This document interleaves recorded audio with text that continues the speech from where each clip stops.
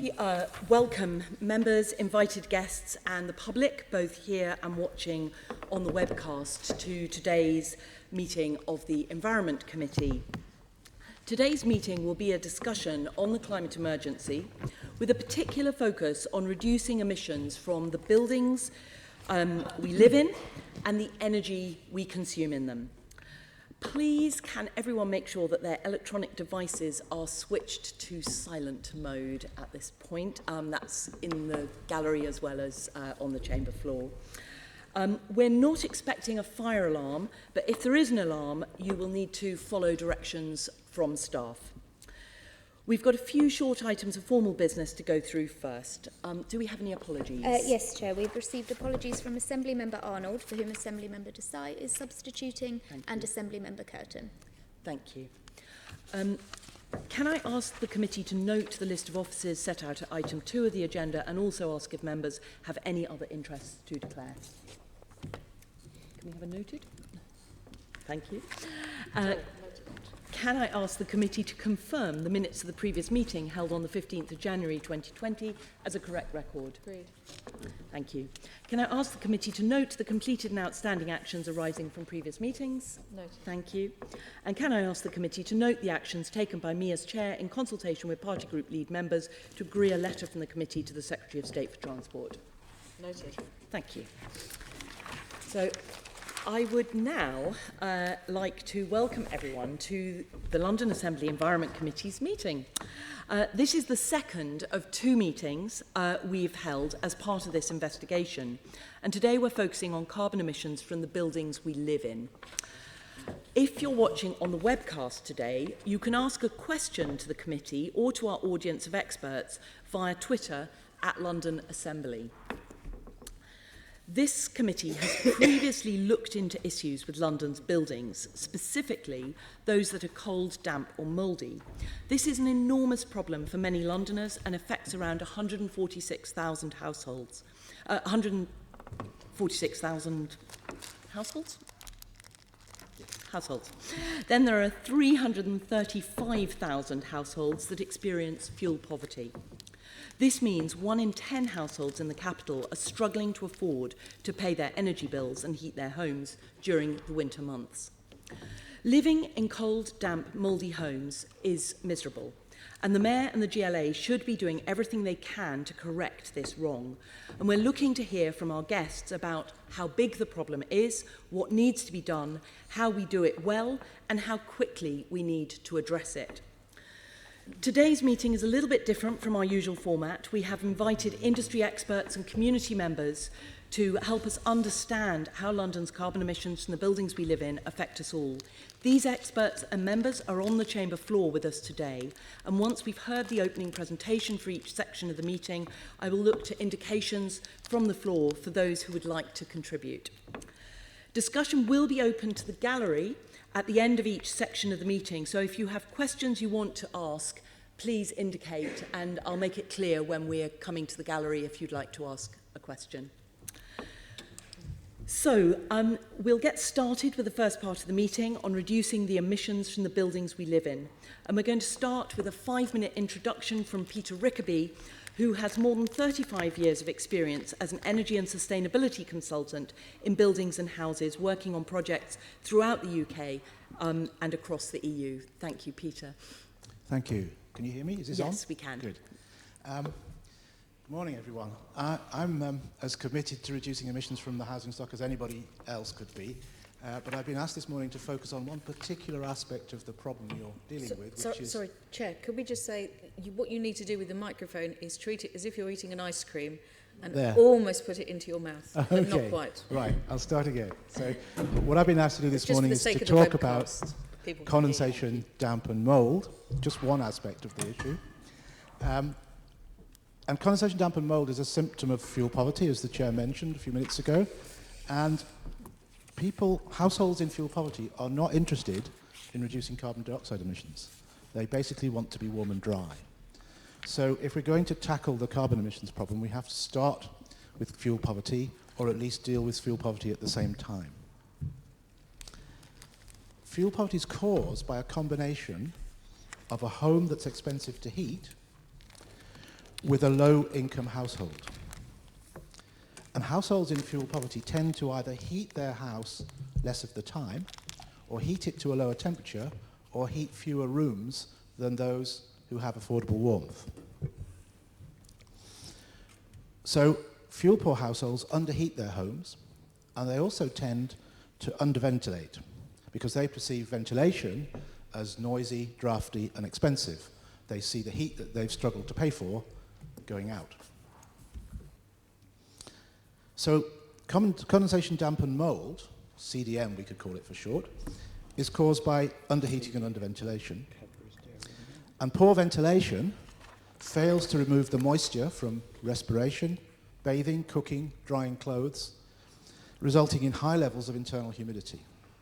And in humid conditions, the moisture condenses on cold surfaces and produces mold growth or promotes mold growth.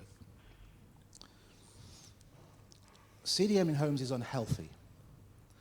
If we look at the recent report from the Royal College of Paediatrics and Child Health, it asserts that dampened mold in homes increases the risk of children suffering from asthma, allergies, impaired cognition, impaired lung and cardiovascular development, and even causes gene changes resulting in cancer. So it's a serious problem within the household for the health of the household. Also in older people, poor internal air quality increases the risk of diseases associated with aging, including pulmonary diseases, heart disease, stroke, Alzheimer's, Parkinson's disease. Work for Peabody here in London has shown that the key risk factors for CDM are over-occupancy and low income. CDM is particularly associated with over-occupancy because every extra person in the home adds to the burden of moisture from respiration, cooking, bathing, and laundry. And the conventional wisdom is that CDM must be dealt with by insulation to reduce heating costs and increase surface temperatures, combined with heating efficiency improvements to reduce heating costs again, and by ventilation to remove the moisture. But in practice, what we as an industry have been doing for most of the last 25 years or so is treating CDM simply by adding extract ventilation fans in kitchens and bathrooms. But we know now that intermittent ventilation from that kind of equipment is not effective in dealing with condensation dampened mold. What we need is continuous low-level ventilation, preferably with some kind of intermittent boost driven by humidity. And we also know that the ventilation must be quiet and have enough capacity to deal with the over-occupancy problem. And we can use a technique called demand control to make sure that the ventilation is energy efficient by only providing ventilation when it's needed and where it's needed. Recent work, again by Peabody, down in Thamesmead, has shown that CDM can be eliminated by adequate ventilation combined with good advice to the household about how to heat and ventilate properly.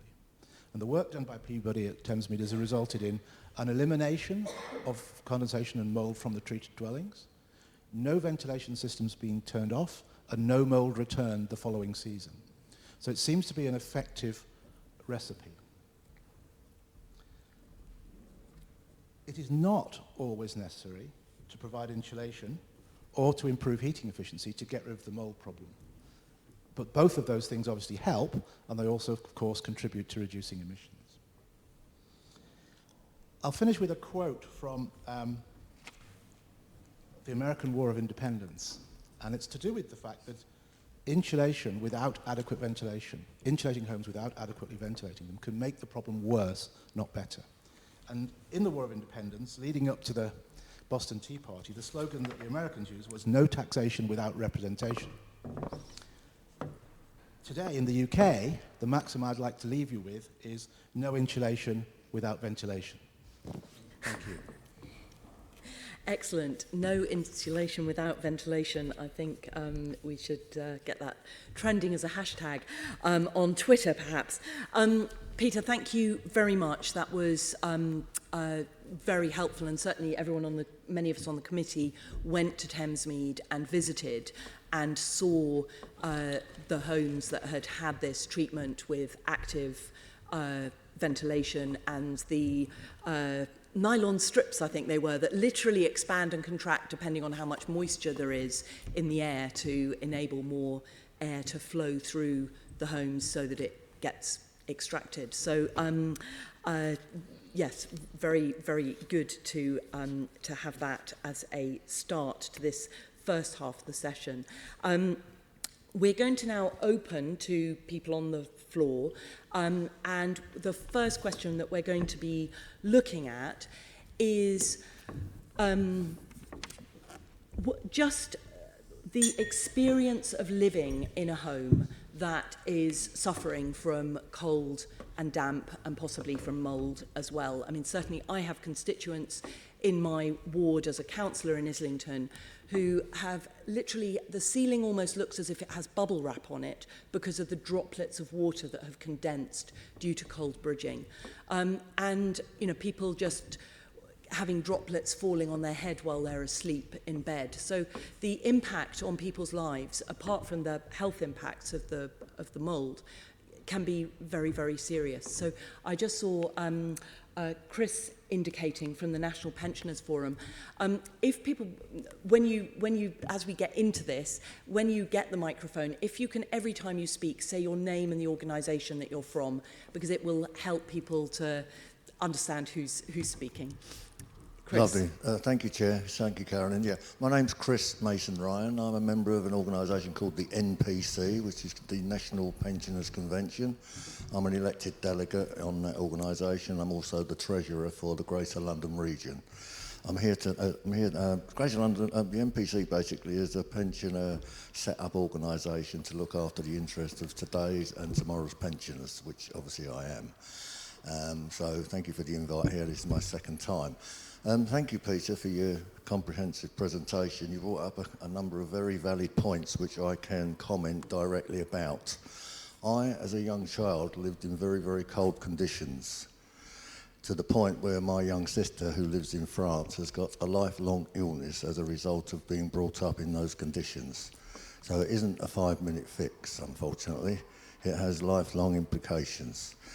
My dad at the time worked for the local council and we lived in council accommodation. My dad worked for ILIA, and albeit he worked for that organisation, to try and get anything done at that point in time, and we're talking 50 odd years ago, was nigh on impossible.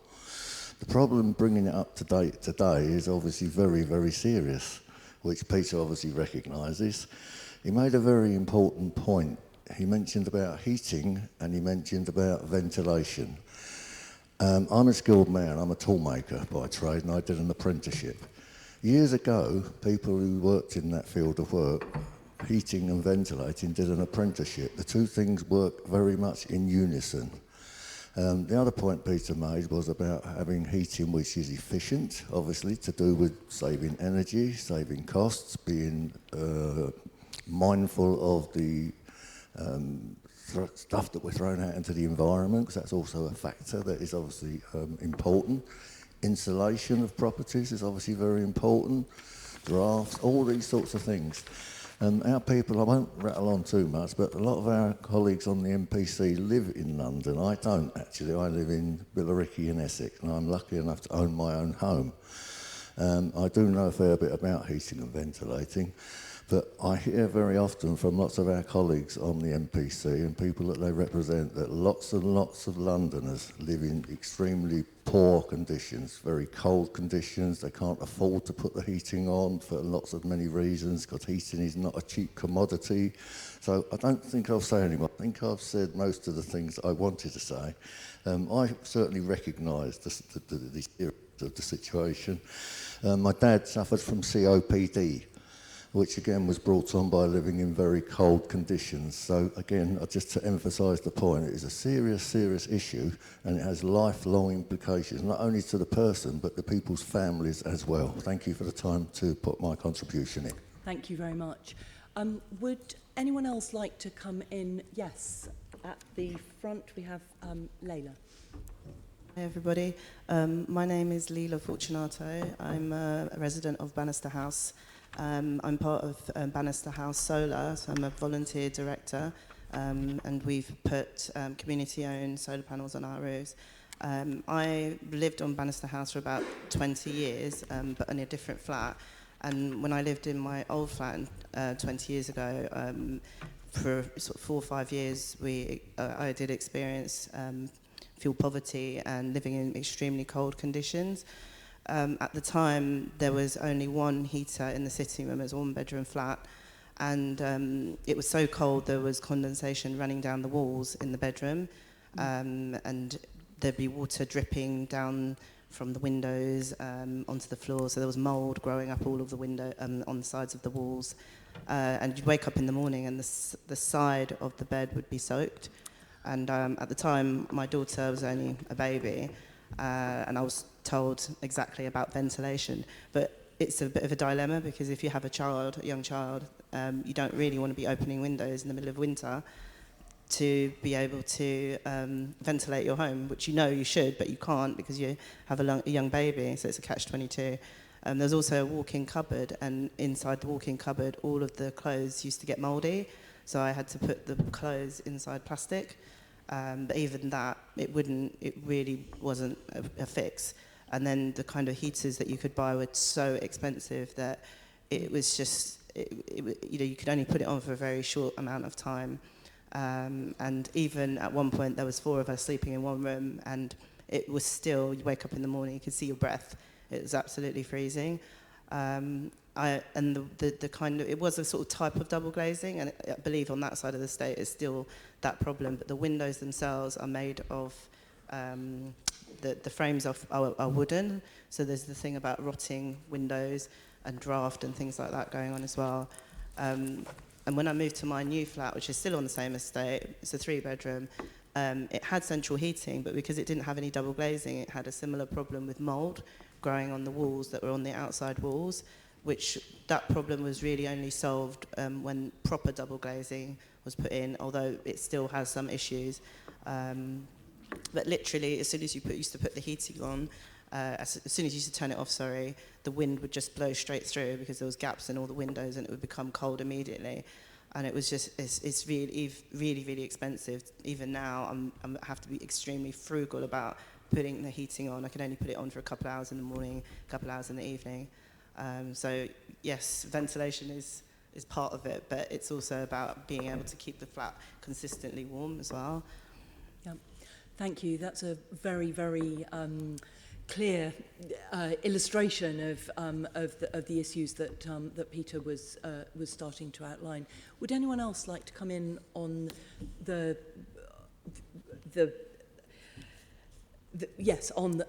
kind of the experience of yes. Hi, my name's Kamal Calendar. I was an intern with Repowering, which was a community, something that basically helped with the community in my area in Brixton Hill.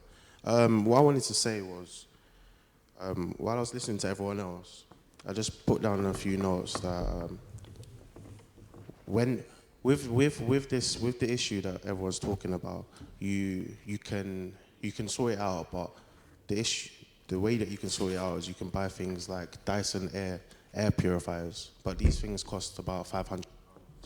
So the way to counter these issues that we have are very expensive. So there's not really much options that people get when they're in these kind of environments. Because I have myself, when I live with my mother, we had a bedroom that was vacant because of the issue, because that room was just cold. We just called it the cold room. No one went in there, and that was just something that we lived with. And I noticed that a lot of my friends who was in these situations usually had that issue, where they just had a room that was vacant, whether it had too much mold and they couldn't go in there because it was bad for their health. And one thing that I noticed was when dealing with the council, because of the council's response, obviously they got a big job to do. The duration of their response was so long that people almost took it as a norm. So when you're having young children around, they're developing things like asthma and stuff like that. So that's why I kind of just felt that, yeah. Got Chris again. Thank you. Lovely. Excuse me. Thank you, Chair. Just a couple of quick things. A couple of things very relevant is obviously the implications of people being brought up in cold conditions, etc., is, as I said, a lifelong issue. It also puts in a lot more strain on our NHS service, which are hard pushed, right? People don't realise this. There's lots of people attend hospitals with things like asthma, COPD, all those sorts of things, right? They have to go to hospital, have to go to doctors, all that sort of thing. So again, it's a spin-off. It's a sort of a repercussion of being brought up in those bad conditions. The other thing, just as a quick point, badly built housing many years ago. I know we can't solve that one overnight. Obviously, more modern buildings use more environmentally and more insulated type of materials, etc. So again, that's a relevant point which I think needs to be, brought into aspect as well. So there's lots and lots and lots of issues. So thank you. Yeah, thank you. I'm going to move us on to start looking at the actions that we can take to address these issues that have been outlined. So, what can we do to improve the buildings that we live in, and by improving them, hopefully also reduce the carbon emissions from involved in living in those buildings. And I was going to come hopefully to Sarah from the London Borough of Enfield for a hopefully a sort of view from a local authority, because there's an awful lot of local authority homes that suffer from some of these issues. Very happy to speak. Can I hear you? So I'm Sarah Carey. I'm the Executive Director for Place at the London Borough of Enfield. And Enfield has got 125,000 households, but as a council, we've got about 11,000 council homes, some of that sheltered housing, and about 5,000 leasehold properties. We have really, over the past couple of years, I think one of the reasons I'm here is we've done quite a large retrofitting program to council blocks. And this was about removing gas boilers and doing efficiency upgrades in terms of external insulation and ventilation to the buildings, but also changing the heating source to ground source heat pumps. And this allows tenants to be in control of their own heat and in control of their own bills and switch suppliers, but we're using the heat from the ground effectively. So it's a low carbon heating source. And the question you asked was particularly around kind of what actions we could take. And I think we've done that in about 20 blocks. So we've had, it's quite, hundreds of, if not, probably about thousands of residents. But we have 55 tower blocks and we've done about 20. We've still got quite a lot more to do, and that's not most of our council stock housing as well. So the sort of challenge we face is how to scale that up and roll those kinds of programs out across a large stock. And they have been quite complex projects involving 3 different sources of finance, special bespoke relationships with leaseholders, and quite a lot of technical knowledge from my team. Now, things like the Rural Heat Incentive, MEEF funding, SALEX, all that's been very helpful. And has had a big, also the kind of historic decent home standards have also been very helpful in, I think, addressing some of the mold and condensation issues, but also just dealing with carbon emissions associated from building. So lots of good programs, but they are kind of done on a sort of slow basis. We don't roll this out as standard to everything that we're doing across our decent homes or our major capital works, because it is complex and it takes a lot of basically time and effort to do and resource to do. So I think if you're asking about what more could the mayor and government do, which is one of the questions, is definitely look at capacity building in the supply chain. So there's only a few suppliers who can install ground source heat pumps, but only fewer people who can maintain them. So it's kind of a technical thing. Of course, as a local government, we're constrained in terms of our capacity, and we would appreciate some of the capacity building fund support that, like, for example, we get on house building, we get quite a lot of support on new homes. Could that kind of program be extended more into council retrofit? I do think that the government's new standard for safety in building regulations is suddenly raising all of this up the agenda and bringing it to light. And it would be a real shame if we didn't put energy efficiency into a lot of those, the big capital retrofitting works we're having to do around safety in some of our blocks. Thank you. Can I also bring in at this point Ben Coombs from the GLA? Ben, you lead, I think, on energy efficiency, and you've managed the GLA's Renew retrofit programme. So do you want to tell us a bit about what the Mayor has been doing? Yes, absolutely right. The Renew programme, which closed last year, we was actually involved in some of the early technical support to the Enfield scheme that Sarah mentioned, with ground source heat pumps and good insulation. And that's exactly the kind of thing that we need to be doing more of. The Mayor has just launched a similar programme called the Home Retrofit Accelerator. It's the same thing. It's this capacity building that Sarah talked about, working with local authorities and housing associations with a team of experts that can go in and assess their buildings, work out plans to fund, finance, procure these supply chain experts to actually retrofit the buildings. It's early days for that programme, but it's looking at, again, as Sarah mentioned, a problem in the supply chain. There's not the capacity out there to deliver this really good quality retrofit that we need to do it quickly enough and to maintain it. So another part of the programme is not just to work and support the boroughs and the housing associations, but it's to work with the supply chain, work with industry and see what do we actually need if we're going to deal with the amount of homes that need to be retrofitted under the climate emergency, and to tackle fuel poverty adequately and quickly enough. What does the response from the supply chain need to look like in terms of bringing down costs, in terms of finding efficient ways to install these measures that need to be doing? So it's looking a bit more holistically than previous programmes like Renew did, and we're hoping to retrofit more and more homes to a higher and higher standard in the 3-year duration of this programme, and set a template for rolling out to retrofit the hundreds of thousands of homes that needs to be doing in London in the next few years. So, yes, I mean, do you think the possibility for scaling up is there? Because at the moment it feels like what the numbers that are being done are, it's a drop in the ocean compared to the scale of all the need that is out there. Yeah, absolutely. So it's a drop in the ocean. No, sorry, I thought I turned it off.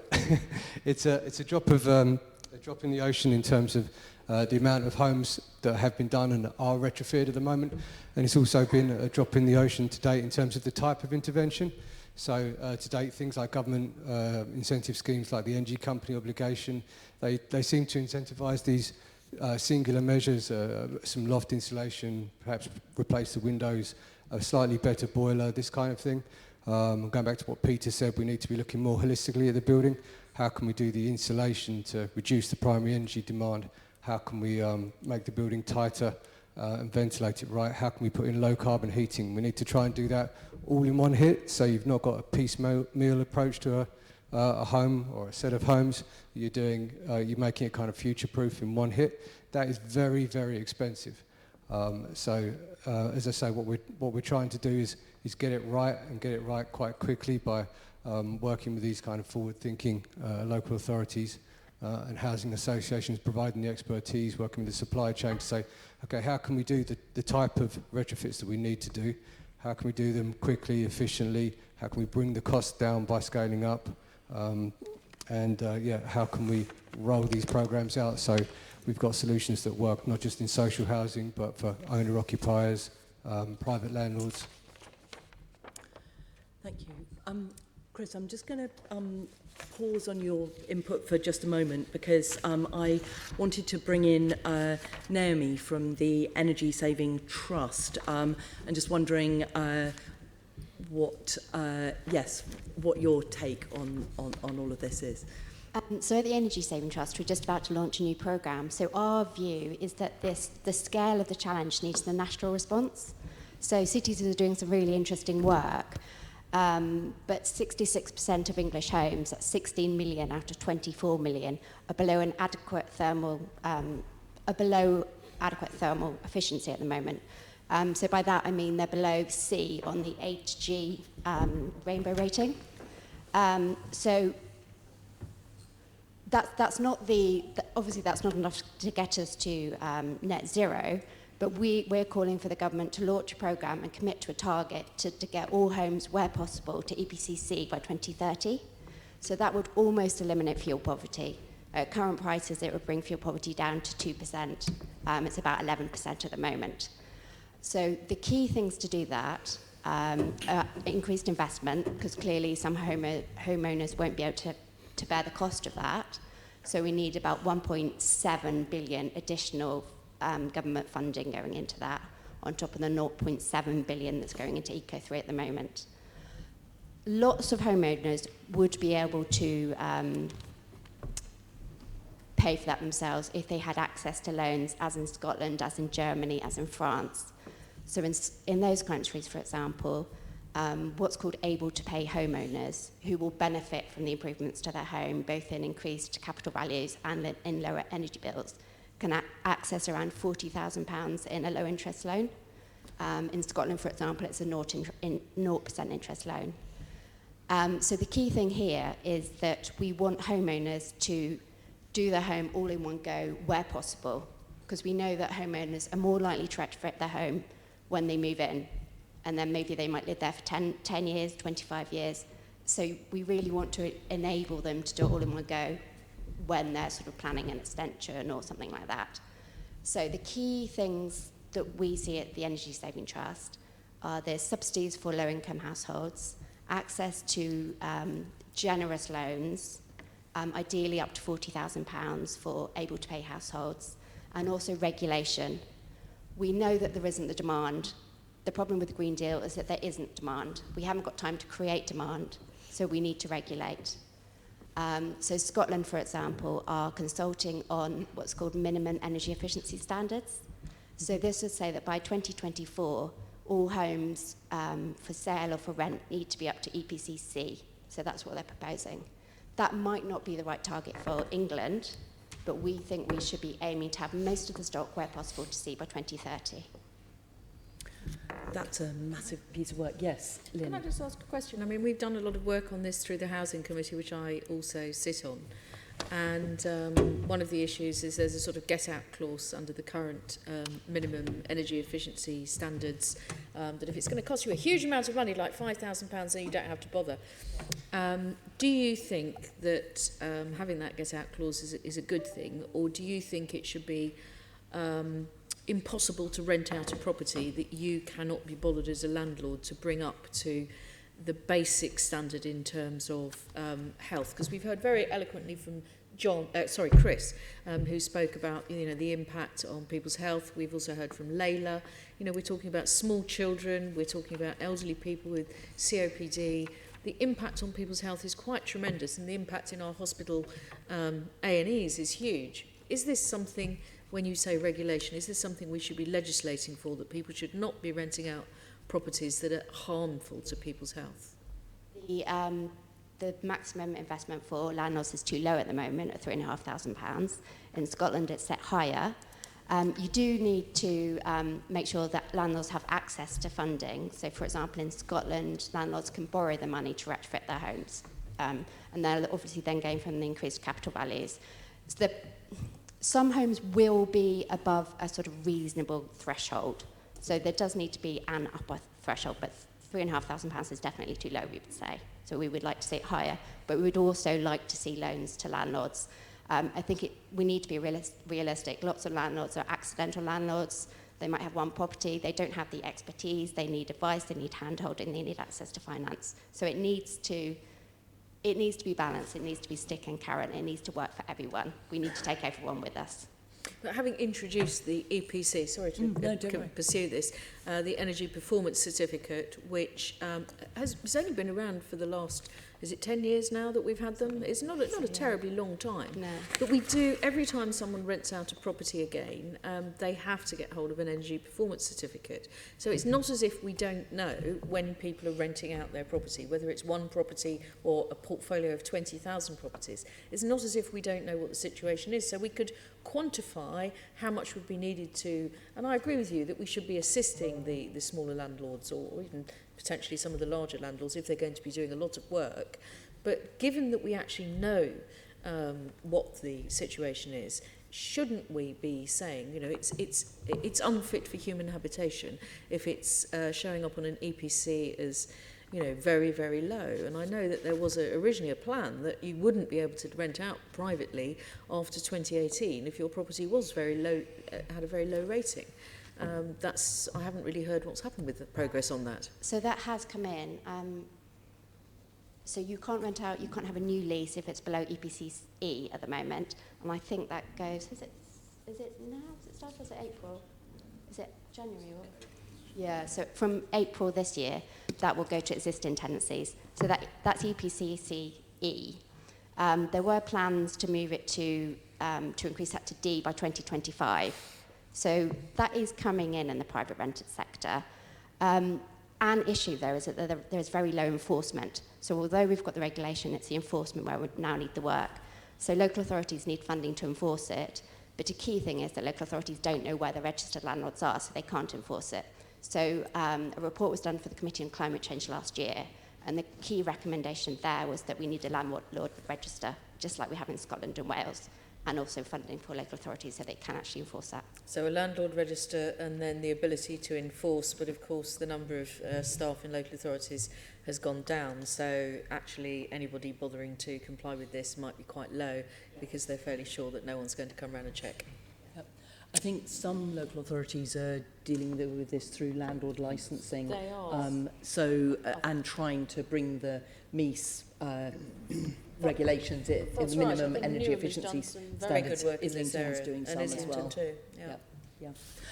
I'm actually going to, Peter, you'd indicated, did you want to come in on something Naomi was saying? Yes, I mean, I absolutely agree with everything that's been said about MEES, but I'm just minded that 68% of the households are owner-occupied, and we need to do something about them as well, both from the emissions point of view and the fuel poverty point of view. I've heard the equivalent suggestion made recently that what we could be doing is setting minimum EPC standards, minimum bands for point of sale at, say, 5-year intervals into the future. So you wouldn't be able to sell your house if it was less than a D in 2025 and less than a C in 2030, and so on. And that would be a mechanism for getting the housing market to price in the retrofit work we would need to do in that sector. Because if we don't get it priced in, the householders won't be able to afford it as they go forward. So I think we should broaden our thinking from MEES to the owner-occupied sector as well. Well, for those of us who've been working on this for some time, the concept of the housing logbook and doing exactly that at the point of sale, and in fact the only thing that survived from the housing logbook really was the energy performance certificate, which you know applies throughout. I completely agree with you. I mean, if you're paying £80,000 worth of stamp duty, which you might be on almost any property you might want to buy or sell in London, you know, what's £2,500 bringing it up to, you know, the bottom of EPCC or SAP 69 in old money, as I used to say. Thank you. Nikki? Just on this topic, has work been done on mortgages? I mean, can't we work on mortgage lenders to say they won't mortgage properties that don't have the right standards?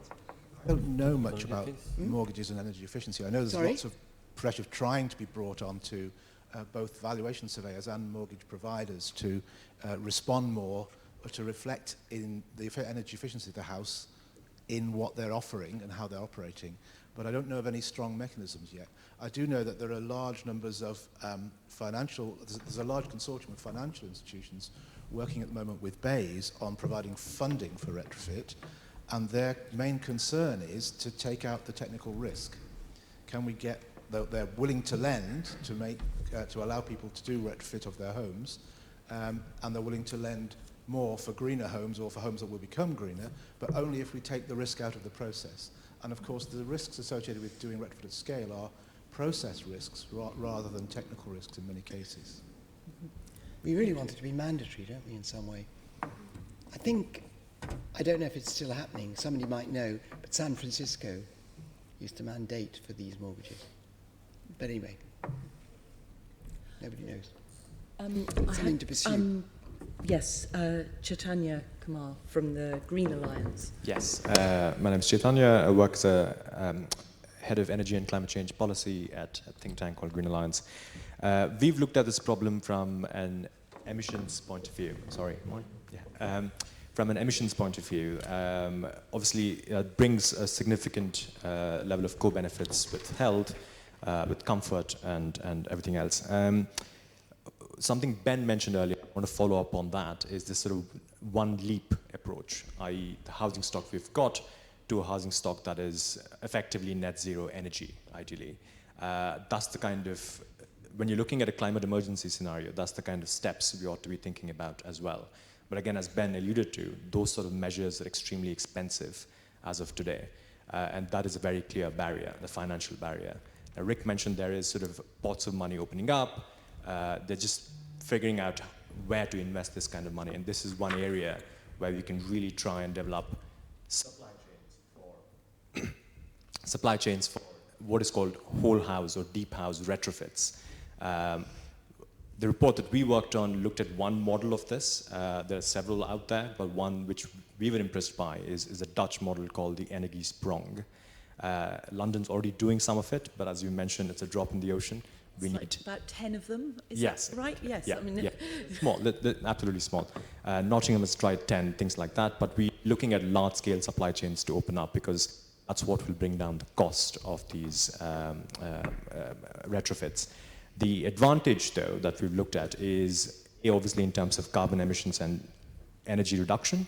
What you're looking at is an insulation for the house, fabric approach first, then looking at heat pumps, so removing gas boilers in the system. Not sure what I'm doing here. Yeah, I think it may be the microphone, but they're bringing another one. Sorry. I'll keep this brief. Looking at air source heat pumps, potentially, again, examples that we've already heard, but ultimately putting up solar panels over these homes, reducing the amount of energy we consume, at the same time, whatever's left, feeding that energy through renewable sources, and therefore you're creating a net zero energy home. What we've looked at is essentially the applicability of this solution on social housing. There are about 4.5 million social homes across the country, 17% roughly. Again, this is not to say the rest of the tenures are not important. They certainly are. But essentially, we're looking at scale, and scale as fast as possible. And this sector and this tenure, social housing tenure, is a useful place to start, where business models seem to suggest that we should apply this solution to social housing across the country. And London's a good example to start. Thank you. I was going to bring Darren has indicated, yes. Can you pass the mic along to Darren Wolf, who's from the Loughborough University Building Energy Research Group. And just a reminder, we're still on the physicality of homes and energy performance rather than the actual energy we're going to move on to in the second section. The renewable energy we'll move on to in the second section. Okay, I come at this from a slightly different angle because we are, the way that we design homes are singular in the way that we tackle the problems. So before we were talking about cold, and if we look at the Committee of Climate Change report from February last year, is UK housing fit for the future? They start to quote the death rates, premature death rates from cold in our homes, but also overheating, how that's expected to rise from 2,000 a year in the UK to 7,000 in the next 30 years, and also air quality as well. So if we're just going to be looking at how we reduce the cold premature deaths, I think we should be looking at the other factors as well as part of a holistic solution. So part of the holistic solution, I love the earlier talk about we can't insulate without ventilate. ventilating, is that the question about how do we modulate the external environment so that when we design the internal environment, we have less extremes that we need to deal with. And obviously the mitigation that we need to do may result still in an increase in air temperatures of about 0.5 degree or more. So in London, that may mean that in a heat wave we're still over 10 degrees or more as air temperatures inside the city as opposed to outside. So the question is, how can we reduce air temperatures in London? So that's where I come from in terms of blue greening, and it's about integrating natural climate solutions into our built environment, such as blue-green roofs, and the benefits, if we look at the mitigation side. Can you just explain slightly what a blue-green roof is? So a blue-green roof is quite different to a green roof is where you may have a sedum layering on your roof, and immediately, for example, in terms of the physics, I'm a building physicist, in terms of the physics, you would immediately be reducing the surface temperature of your roof from about 70 degrees in summer down to 35 or something like that. So you can imagine how that works its way through to your ceiling temperatures if you're on the top floor, and how that may benefit the comfort side, thermal comfort.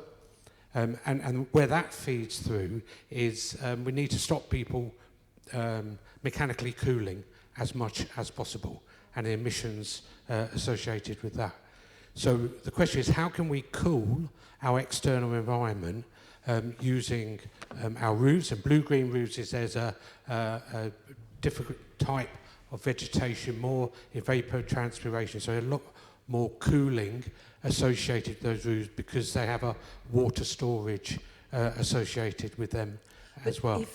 So obviously we've got to, because heat waves and the heat island effect in cities is clearly a growing problem and is a growing health problem.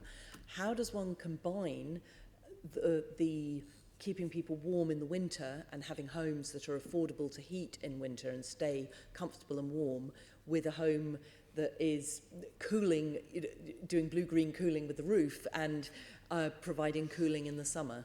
Is there a way to combine the two?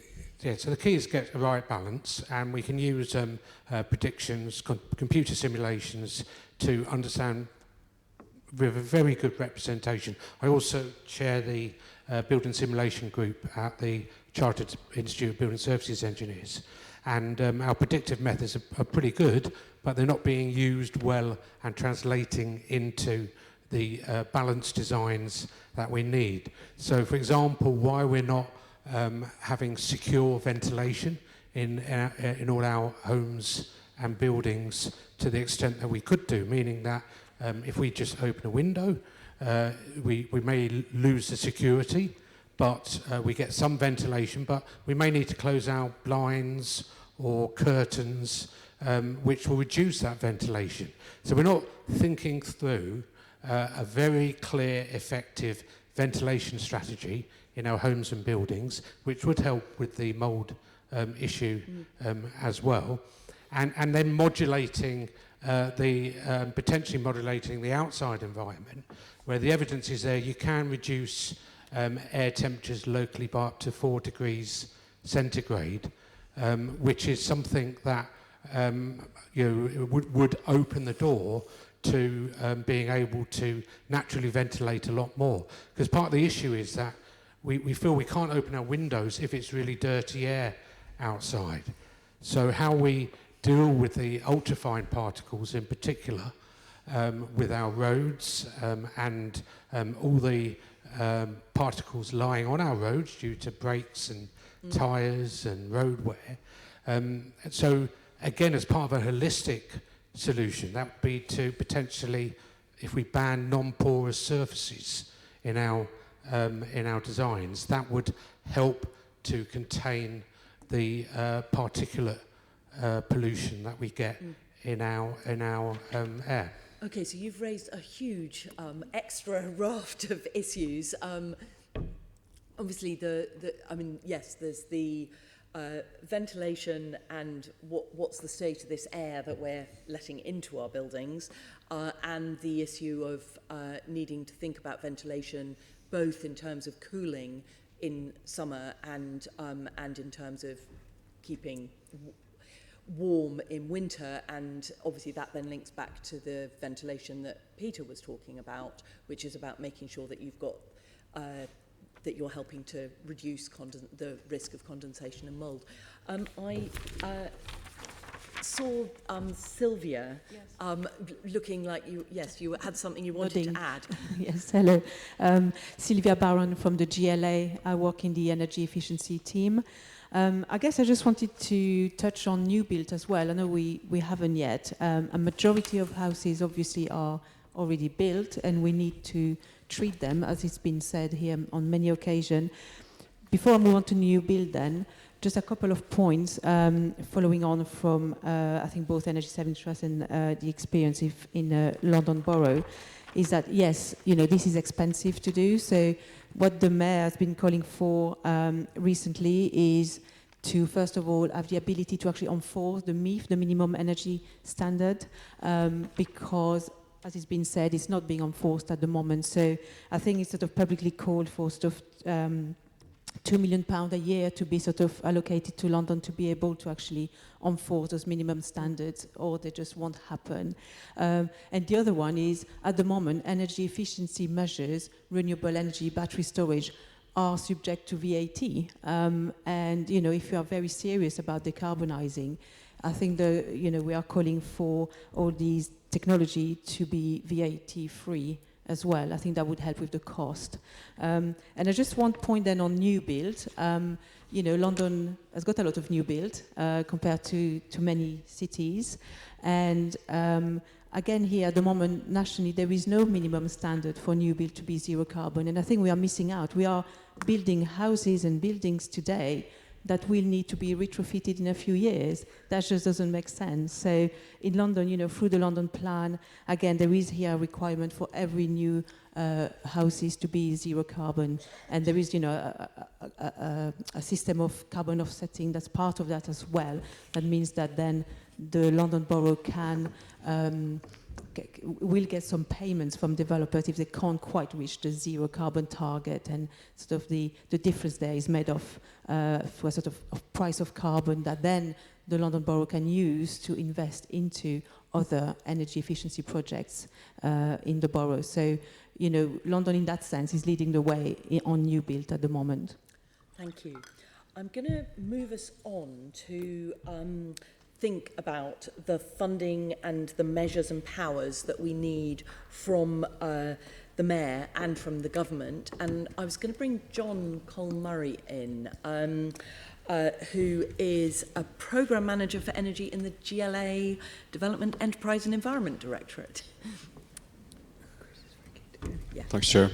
So in terms of the funding that we need, I think it's been well established for quite some time that national funding schemes for energy efficiency in fuel poverty in London have been quite lacking. The latest statistics on the Energy Company Obligation, which is the main government-mandated fuel poverty programme, suggest that for every pound that London bill payers put in, we get 27 pence back. This compares to the North West, where they get £1.53 back, and Scotland, where they get £1.43 back. So this has been a problem for quite some time, more than a decade, perhaps more than two. And we have been asking that the Mayor have the entire Energy Company Obligation pot devolved to London, which would amount to around £82 million on the basis of our population. We're currently getting the equivalent of around about £22 million. So we're paying £60 million into the rest of Great Britain, when fuel poverty in London is at historic high. It's currently 11.8%, which is the highest level at least since 2003, when the current definition of fuel poverty was retrospectively applied. For the first time, a London borough now has the highest levels of fuel poverty in England, and that's Newham. 19%, just over 19% of households in Newham are in fuel poverty, and 6 other London boroughs are in the top 10%, the top 33 local authorities in England for fuel poverty. So there's clearly a crying, a need for greater investment in London in fuel poverty. So one of our key asks is that energy company obligation is devolved to the Mayor for London on the basis of our population, but also that things like the private rent sector are tackled. We have a very large private rent sector in London, and fuel poverty is quite prevalent, largely due to the low levels of energy efficiency there. The minimum energy efficiency standards I've mentioned earlier, from 1st of April, technically, you won't be able to rent out a property if it's FRG rated. There are quite a few exemptions from those standards. We'd like to see those exemptions reduced or removed, but there's nothing beyond that at the moment. So as much as an aspiration from government that you won't be able to rent out a property below C by 2030, there's no trajectory, no pathway, nothing, and we've been waiting for a policy paper for quite some time. And as my colleague from EST mentioned, the amount that landlords are required to spend is quite low at £3,500. We think this is a pittance compared to what's actually required to invest in properties. So we'd like the minimum energy efficiency standards for private rent sector at least to be devolved to the Mayor so that he can set a clear trajectory to 2030 or whichever date, and also a higher cost cap. The higher cost cap, sorry, the higher cost cap is... Landlords are only required to spend £3,500 to get up to EPC. Sorry. What do you want it to be? Sorry? Sorry, have you got a cap? I mean, you want to raise it to what? I think we believe it should be at least £5,000. I think there's an argument for it being a multiple of the rental value of the property. So the bigger the property, the more you have to spend on it. Having a flat fee doesn't necessarily make much sense. We did pass a resolution on this in the Assembly where we did call for it to be £5,000, which was moved by either moved by me or Tom Copley and seconded by either me or Tom Copley. I cannot now remember who did what, but we've definitely put that through in the Assembly and we've called for that. Because we completely endorse what you're saying. £3,500 is a joke, but I mean I was making that comment earlier on. So can afford that, can't they? Yes, at the back, Syed. You've got a question. Hi, and apologies, Chair, for leaving early. Hopefully nothing more serious than a mild coughing fit. Just to build on John's comments and to remind the Assembly that the GLA has been sending messages to the government for quite some time now about this shortfall in the eco funding. So as a reminder, the eco funding was at £1.3 billion a year, and it was then reduced in 2014 to £630 million a year. So it's 1.3 billion a year, went down to 630 million. But the previous mayor, Boris Johnson, made several attempts speaking to the government, the Department of Energy and Climate Change at the time, to say that the London money for eco should be ring-fenced, as it has been done in Scotland, and there should be potentially an uplift, which would mean that energy suppliers, who the energy company obligation falls upon, should be extra rewarded for delivering energy efficiency measures in London because of the challenges in London. So this has been a long-standing policy for the GLA across a number of different mayors that London is being shortchanged. So I hope that as the eco moves forward in the 2020s, the government can look to see how London can be better rewarded for the input Londoners make into the energy company obligation. And just one thing, apologies, this may have been said before, on the budget on March the 11th, the Conservative manifesto announced that it would be announcing a series of programmes for energy efficiency upgrade to housing. So the Conservative manifesto policy costing document set out a timeline for spend for £6.2 billion over the period from 2020-21 to 24-25 through two main programmes, the Home Upgrade Grant, which is around about £4 billion, and the Social Housing Decarbonisation Scheme, which is around about £2 billion. So there's a significant amount of taxpayer-funded money that will be going to energy efficiency upgrades. The latest information we have is that money will be devolved down to the energy hubs that will be held in the LEPs. And a real serious problem with that is that the LEP and its relationship to London, to me, isn't terribly clear. And if there is a strategic body for London, I would argue that the money should be held by that strategic body to disseminate more efficiently in London. So are you saying that should be the GLA? Correct. Well, that sounds like Say on that, a strong the call. amount that we would get if it was proportionate of that funding, the home upgrade grant would be over £370 million. 370 million. Yeah. That doesn't sound very much. Sorry? That That's 300 way more than we're getting at the moment. I mean, it's, Yeah, it still requires doesn't sound very much in the scale of all the work that's got to be done. You take what you can get, Chair, at the moment. So, Yes, I mean, well, of course. do you remember the UK is one of the only European countries that doesn't have a taxpayer-funded energy efficiency and retrofit programme? We only have the energy company obligation. So the fact that this new funding is coming through is excellent. It was a manifesto commitment. It was stated in the policy document quite clearly in terms of the budget per year, and it looks like it will be announced by the Chancellor on March the 11th. So the important thing for the committee is to make sure that a signal is sent to government that that money has to be devolved down to London government to be spent in the most efficient way, and also the Assembly and the Mayor needs to work with London councils through their retrofit strategies in their climate emergency plans to make sure that money is spent most efficiently in terms of area-based programmes. Thank you for that heads up, and I think maybe we should... But I mean, even £370 million, I mean, if you divide that up between 32 boroughs, that's going to be about approximately £11 million per borough. And when we introduced the Decent Homes programme, which obviously addressed some other areas as well as thermal comfort and the upgrades that were expected in terms of the sort of energy efficiency, you know, improving windows and putting on roofs that didn't leak and all that sort of stuff, you know, that worked out as being, I don't know, about £50 million a borough.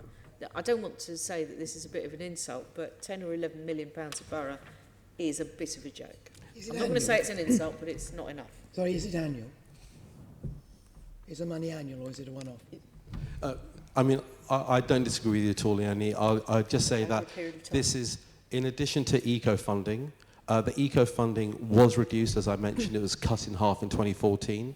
So there is an argument for it to return to the levels that we've seen in the past. And I would have thought that as we have a net zero strategy to be published by the government towards the third quarter of this year, there'd have to be more policies, as Naomi and others have mentioned, responding to the Committee on Climate Change's recommendation. So is it enough? No, it's not. Will we see more policies coming through? Probably, but we need to kind of fight for them. And should we fight for this money? Yes, we should. I'm not yes, saying we don't. I've got Chris wanting to say something, and then Tony. Yeah, thank you, Chair. Yeah, I've listened to everything that everybody said, and everybody's made some very valid points. Sorry, I didn't get my colleague's name on the end here, from the Mayor. He spoke directly about some of the work that he's obviously involved in with the Mayor. I think, Carolyn, you said, or it was either Carolyn or Leonie said that sounds like a drop in the ocean. I think that just about sums my views up on that. Enough said. One of the things I'm concerned about as a pensioner and as a representative of a pensioner organisation, what's being done for elderly people. Now, I'm not trying to take any limelight away from any other groups, but is there any sort of system in this that things are being prioritised? So that the people most in need, living in the worst conditions, are given some sort of priority to get things up to speed. I think that needs to be taken on board. I do understand that there's cost implications. Of course there's cost implications. There's costs in everything. There's costs in, our people sitting in the A&E for 6 or 7 hours a night. Chris, can I see if is there anyone?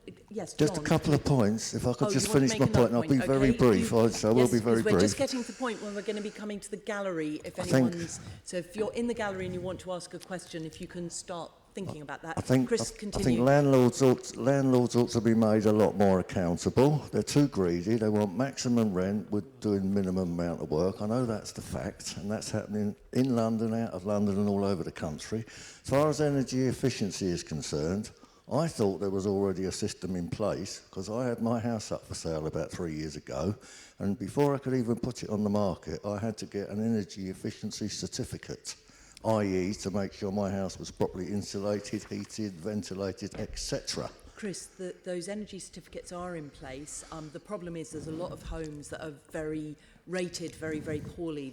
They don't perform well in terms of energy efficiency. Yep. So that's the problem. Yeah. Can I ask John to answer Can your... I just make one more point and then I'll pass Okay. over, right? Right, this isn't a new scenario that we're going through. Let's face it. Look, why don't some of our people go to places like Norway, Sweden, Switzerland, Austria, Norway? They live in very cold conditions most of the year, for God's sake. They also have some hot times as well. They cope with the system. Why the hell don't we take some Okay, let's details go out of to their Norway book? and learn. John, if you could just come back on Chris's first point. So in terms of prioritising older people, so we have, the Mayor has the Warmer Homes and Warmer Homes Advice Service programmes, and they're aimed at addressing fuel poverty in owner-occupied and private rented properties. Most of the applicants to those are older people. We recognise that the health burdens of fuel poverty particularly are greater on older people, although fuel poverty affects a wide range of groups and households. And when it comes to prioritising, our contractors for the Warmer Homes programme will prioritise people who are the most vulnerable to have the works done first. Thank you. Tony. Yeah, I've been struck that this discussion is all about expenditure on buildings without saying anything in relation to the people who live in buildings. The only person who's mentioned this is Layla, and I was particularly struck by the fact that you moved from a place with terrible condensation to another place, and the phrase you used was that you had to be very frugal in when you had the heating on. So I want to know what the suggestions are for reducing the actual costs of heating that's there.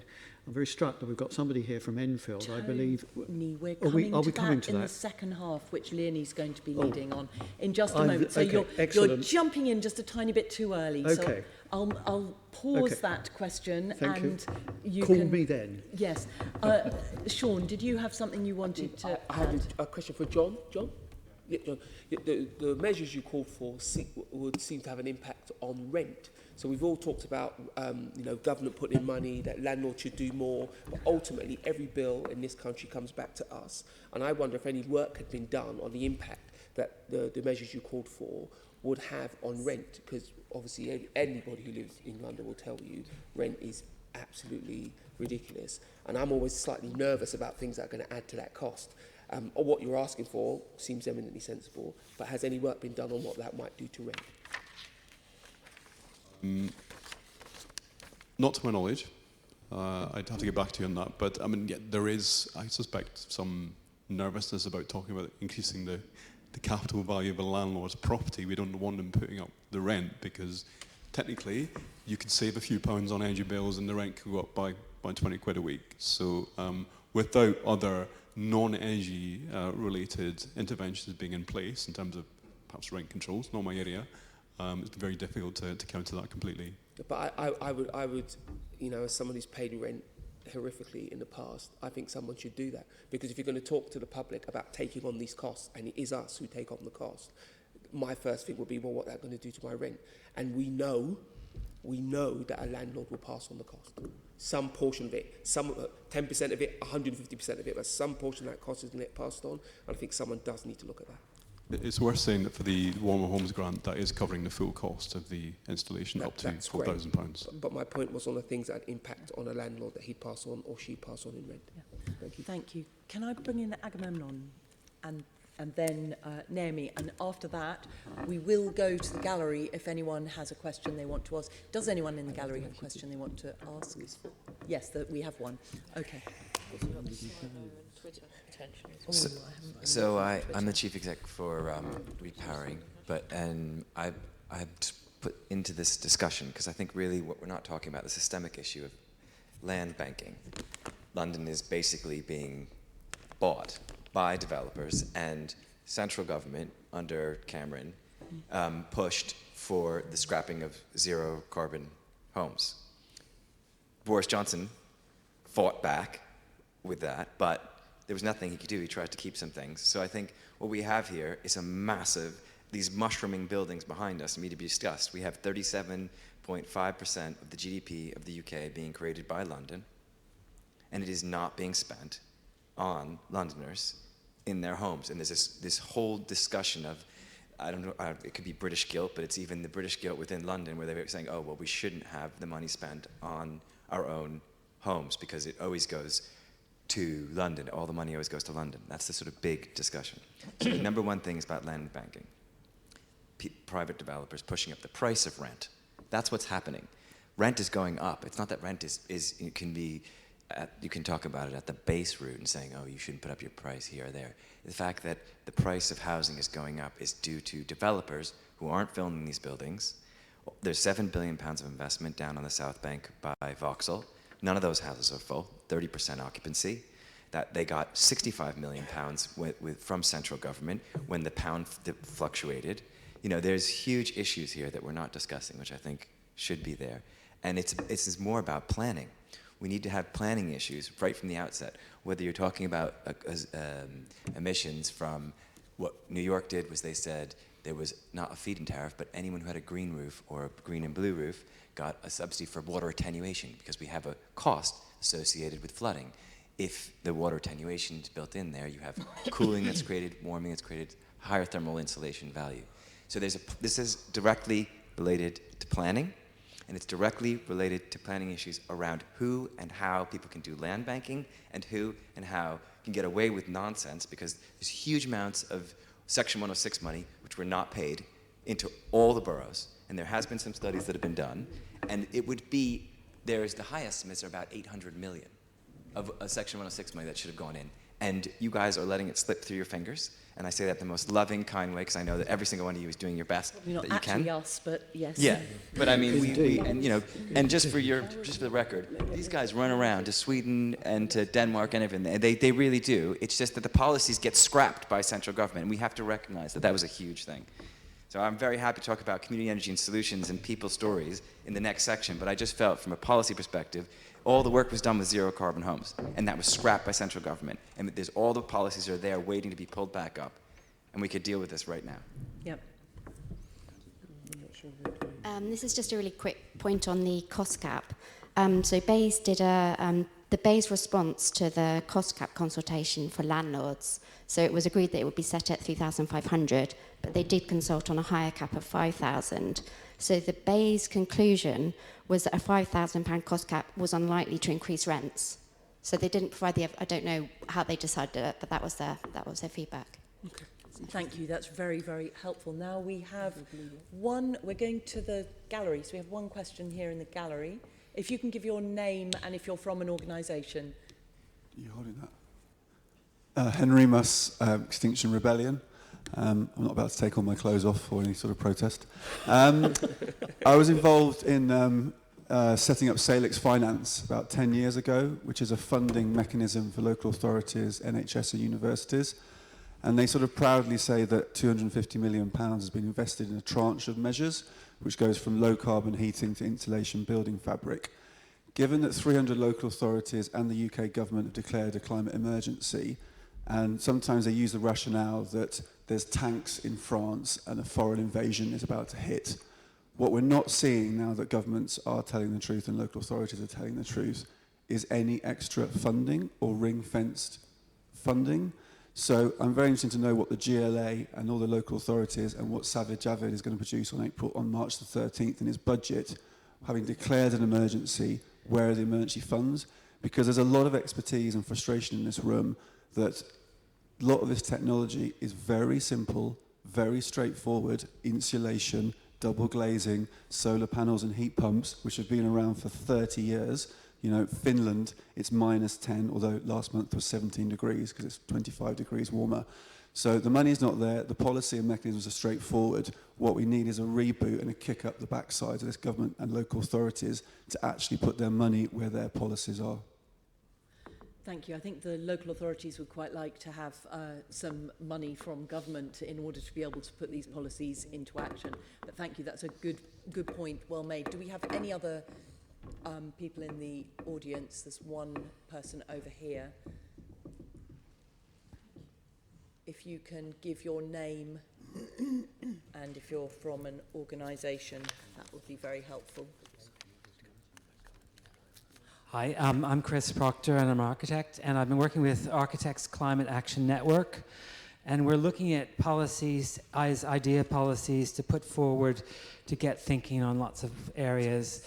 We were looking at Part L consultation, we've been doing other things. Another thing we're looking at is something called Homeowners Declare, to try to get groups of homeowners who want to retrofit their houses, to build networks, if we think about London particularly, to get groups of people to be able to do things cheaper in as groups, as a whole street, to say they want to do energy measures or insulation on the back of their properties.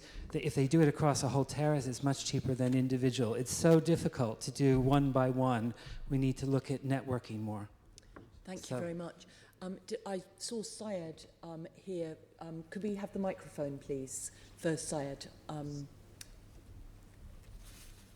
I think, were you going to come back on the... Yes, and just a very quick contribution. I agree with our colleague's comment there about further funding to the local authorities. There is something that was supposed to be announced by the government towards the tail end of 2019, the Public Sector Decarbonisation Roadmap. So it's a strategy document providing money and targets for local authorities and wider public sector organisations. That document was held up due to the election. Again, I'm guessing it will be announced at the time of the budget or soon after. And so I'm guessing a big chunk of that money potentially might go to Salix Finance, who the gentleman highlighted as a really good actor who works with local authorities and public sector organisations. But he's absolutely correct. That money that's forthcoming out of the public sector decarbonisation plan will be very welcome, but it'll probably be only a small amount of what's actually needed. Thank you. Now, we've reached the halfway point in our morning, and I am now going to be handing over to the Deputy Chair, Assembly Member Cooper, for the second half of the meeting.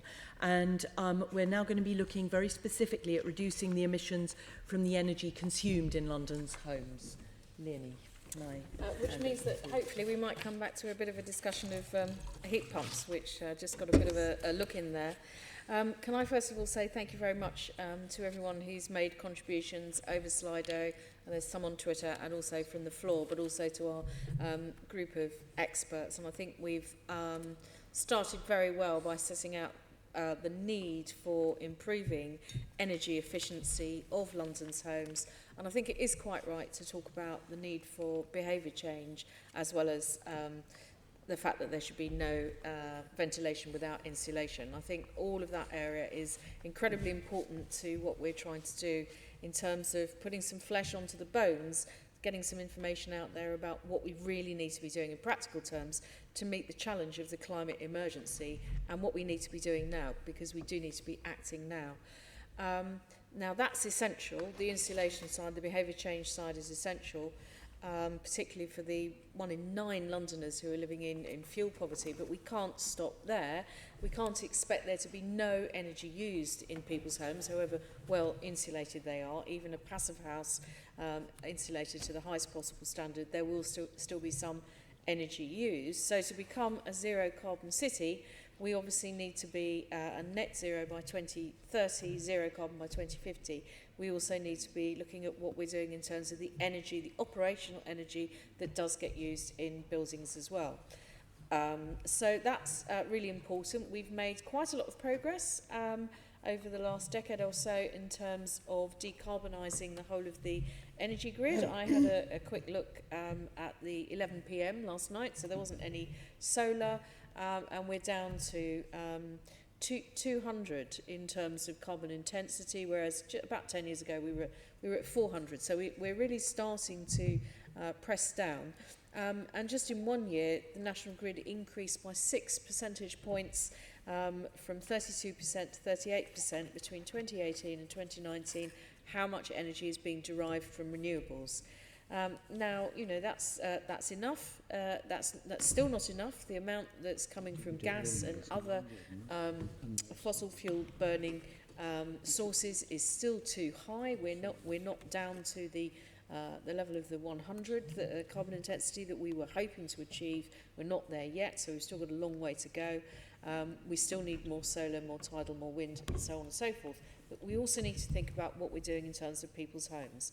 Now, in London, we have some unique opportunities and probably some unique challenges to increase our renewable zero carbon energy generation capacity. Across the country, wind energy is the largest individual contributor to zero carbon renewable energy, and we can't necessarily do this in London, although I'm happy if one of you wants to say that we should convert part of the Thames estuary to a very large offshore wind. That might be quite interesting, but that really does leave us with some interesting opportunities for other innovative projects.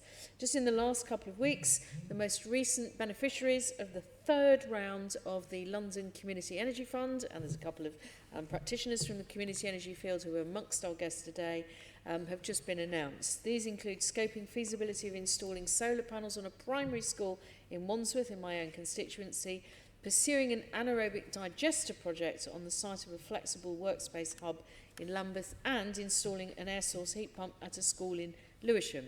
Now, these projects do excellent work across London, but in one sense, this is just a pilot. This is not going far enough. And although we are doing excellent work, we really do need to be stepping up the pace in terms of vital energy advice and support to vulnerable Londoners. And as well as decarbonising energy, can I also ask our guests to try and focus on decarbonising heat? Many in this room will be aware of the particular challenge we face in decarbonising heat, as the technology in this area is just not as advanced or probably not as widely available at the moment, or indeed possibly viable. I hope we can hear some interesting ideas on this particular challenge, and this highlights the importance of tackling both energy efficiency and the energy mix holistically to ensure that we're reducing carbon as much as possible. And I'd now like to begin by hearing from communities and groups, perhaps who... Agamemnon was we're going to do an introduction from... Well, he is from one of the communities, and I was going to say from... perhaps Agamemnon could talk from the experience of Repower, because you've been assisting communities from Hackney to Brixton and elsewhere in terms of reducing and changing the energy mix. Agamemnon. Thank you, Amy. Okay. I think the most important thing is to start with the initiatives and right where I left off, which was around the idea of land banking. Because the idea that individual Londoners don't have a way in to society needs to be explained. Right there, the idea somehow that sits, I'm not going to say in this room particularly, but there's an idea that people are just need to get off the estates where they are. When actually, what we found over the last 10 years is people just want a way into society. So they want a level playing field. They want to be able to decide where the money is spent on their estate. They want to be able to have warmth. They want to have employment. They want to have education, and they want to have health. And if they have any extra bits over, they want to see some savings. And then some savings go towards some community initiatives and good things around them. And the most effective way of doing that over the last 10 years across London, what we found is enabling projects was thinking about a just transition. And while you can talk about the Extinction Rebellion blocking bridges, or you can talk about some of the staff going to Sweden around looking for different innovative ideas. A lot of the resource and facility lives within each one of the communities that are there already. So the resource and the knowledge and the people are there. And so by building cooperatives across different estates, we were able to come up with solutions that were state-based. So community energy really focuses on power to, for, and by people. So it's about localized solutions. So whether it's the Kamal Kaundir or Lila Fortunato, who are next to me, who live on their estate and they are members of their cooperative and they own those, they are part owners. There is no difference between you and I and them if we're members. So if I put in £1,000 and Lila puts in £5,000 and Kamal puts in £50, everybody has one vote, one share. And that community energy manifesto, which came out in 2013, was the first community energy manifesto for all of Europe. And we've been trying to deliver on that. So the first community energy projects in social housing was in Brixton. So in that time, what we did was we started working at the same time as CESP, the Carbon Energy Savings Program. Should I wait a second while they come in? Keep chatting, keep going. Okay, cool. We'll welcome them in a minute. So the Carbon Energy Savings Program, which was, as you said, probably around 50 million for a few of the different boroughs. One estate alone would take 11 to 20 million, like Loughborough Estate, and there were some really, there were some great opportunities there that were scrapped. But when we had that, there was these uplifts. So if you did external wall insulation and you put boilers in and all these energy efficiency measures, there would be an uplift. And if finally, it used to be that if you could put solar on the rooftop, then you get a final uplift, but it couldn't be the energy provider.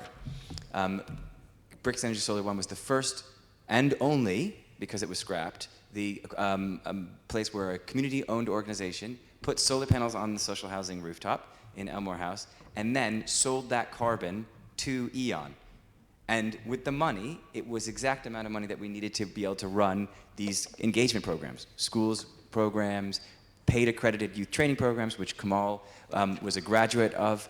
And that particular community energy project won the Inside Housing Awards in the top 100 infrastructure projects by KPMG, and was one of the most talked about community energy projects.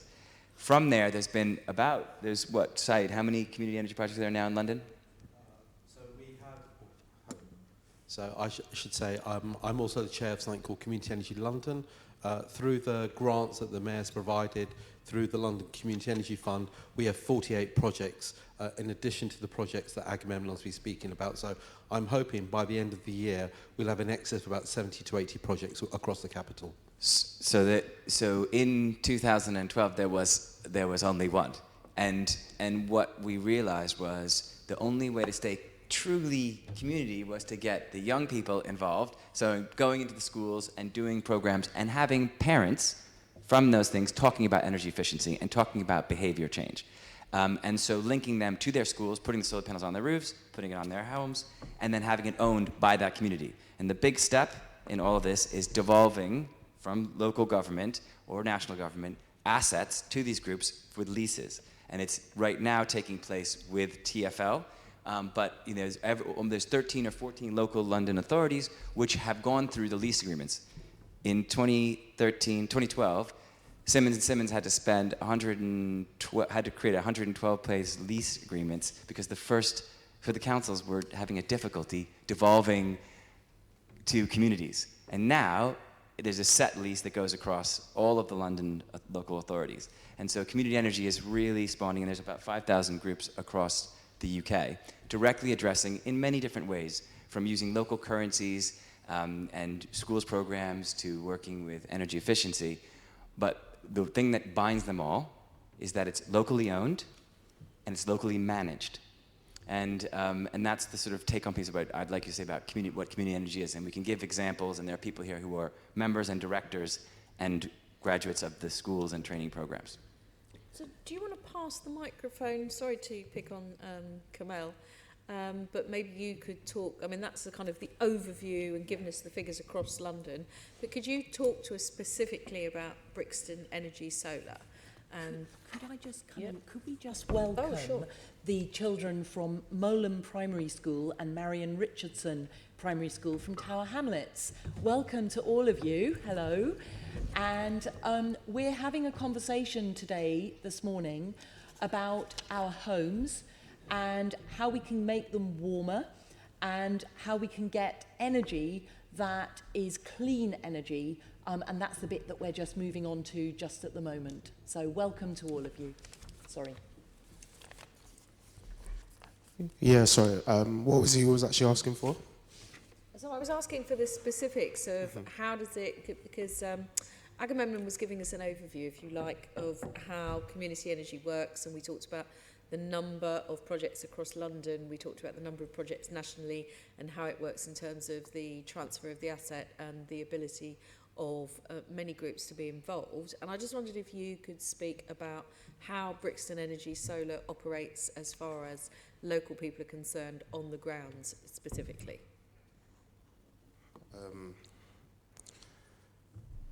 Maybe there's nothing to add.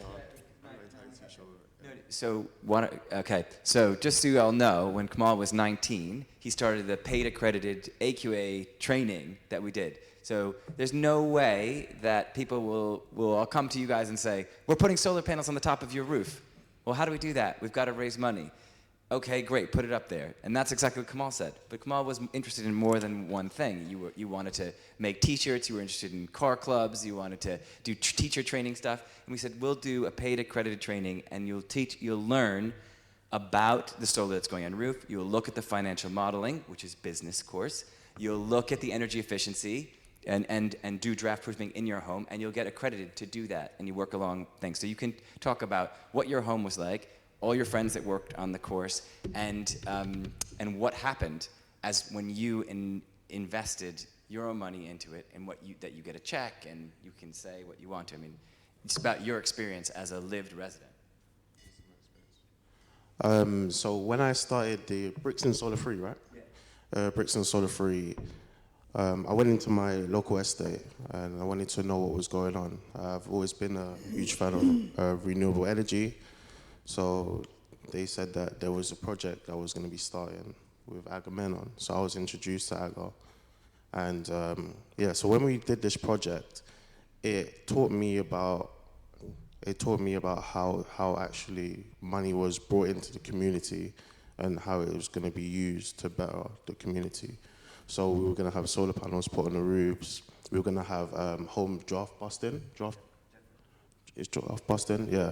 So basically in my house, we had the cold room and we had the corridors that were cold and so on. So Aga came in and we had these kind of heat shields that we'd put behind the radiators, which reduced our energy bills. So they gave us they kind of went over our house and gave us this kind of negotiation, whatever it was called, and said how we can reduce our bills and what we can do to save on energy, because my mum was using a lot of heating. So she was saying that was a big issue for her, and there was issues with money, and she's on benefits, and etc. etc. So we did that. They also draft-proofed the doors as well. So just make sure that there's insulation just to stop the wind coming in, which was a big factor in keeping our energy down. After that, also, I went with Aga. We learned how to make solar panels. So from then, that was just like a kind of introduction that we used to then go on to actually get in work with a company called Southern Solar, I believe. Yeah, it was a company called Southern Solar, and we installed solar panels on Brixton Hill. So from that, we then had the opportunity to actually invest into it. So I used some of the money that I got from that, and I invested it into getting some shares. So they give me every year just a repayment of that, which is pretty cool. Okay, well that's quite a circular thing. Someone's actually sent in a question on Slido saying, is it realistic to have community renewable energy schemes powering the whole of London? And I'm actually going to put that question to Syed, who is the chair of Community Energy London, as he was just saying. What do you think, Syed? Do you think we could do it all over the whole of London? Well, you can do it all over London. I mean, clearly, we've only just really accessed a very small proportion of the power of communities to shape their neighbourhoods by investing in assets to tackle climate change. So, and working with the communities, people like Agamemnon and colleagues, Layla and so on, for the last 5 years, I've seen their ambition grow and grow, and importantly, they have delivered. So while many other projects in London have really struggled to deliver a kilowatt hour of renewable energy, advice to households and communities about how they can make their homes warmer, the communities know the people within their area. They know the best routes into which they can provide the information, and also what the challenges of those communities are on a day-to-day level, as Agamemnon has highlighted. So can you power all of London through community energy? No, you can't, and nobody in the community energy sector is saying that. Can you scale up the amount of work and projects that community groups are delivering in London? Absolutely. We've got around about 70 in the capital at the moment, and that's really from a network of around about 25 or so groups. There's significant potential to increase these. And the one message I'd like for you guys to understand is the larger proportion of these projects are funded by the community. As Kamal and others have said, they've invested their own money. So if they can get some support on feasibility, on identifying sites where these projects can be held, they can actually go ahead to determine what is the best solution there, what kind of technology is needed, what the feasibility and development needs are, how the actual project can be constructed, and most importantly, speak to their local community to invest in those projects. Interest rates are incredibly low at the moment. Our projects return between 2% and 4%.